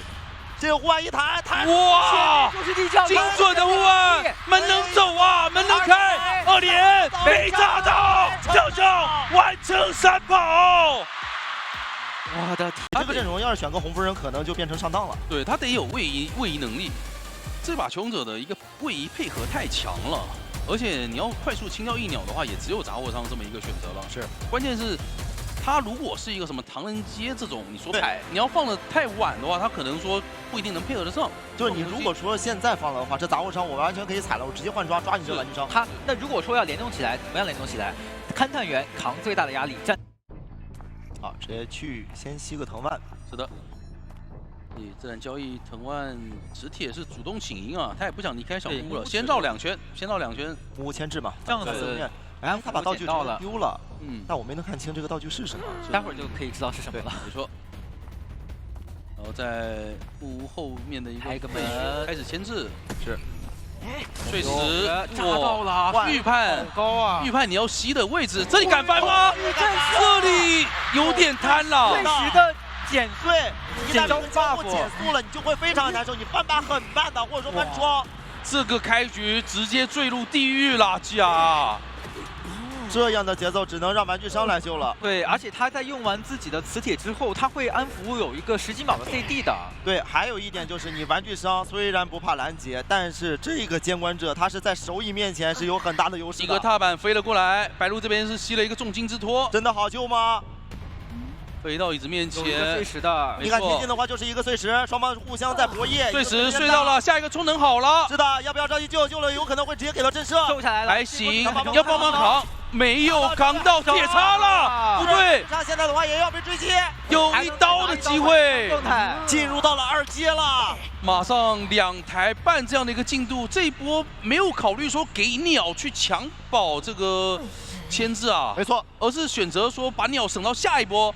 再看是，但是还好，阿瑟是没有给到双倒，给到双倒的话节奏就更差了。这个一鸟真的很难去释放，因为第一波如果要给磁铁的话是来不及的，一鸟还没有回来。那第2波的话，这个因为2个人在扛刀，你给吗？还是不给？万一说这一刀真扛刀了，这个鸟你要是给到了勘探，那万一玩具当持刀，你就是血亏。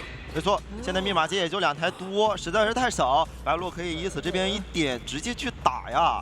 我现在外边去赶节奏其实都行，只要我说是能在这波手椅，我能及时回来。这波手椅压力还是很大，交出藤蔓，这股手吸到了，碎石炸一下，那这个点再攒一个碎石，看一下反向推进器，直接炸晕，但是还快啊！及时松手，还好放手了，不然是有可能被打震慑的。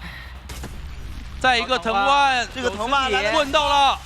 推走，但是一鸟已经交出了。那这一波鸟碎石，这一刀差了一点点，交出了闪现。那勘探员要被挂飞了。是的，位是估计小丑。是的，看一下宁次这边可能得跟一下，因为勘探员倒的地方是一个窗边。没错。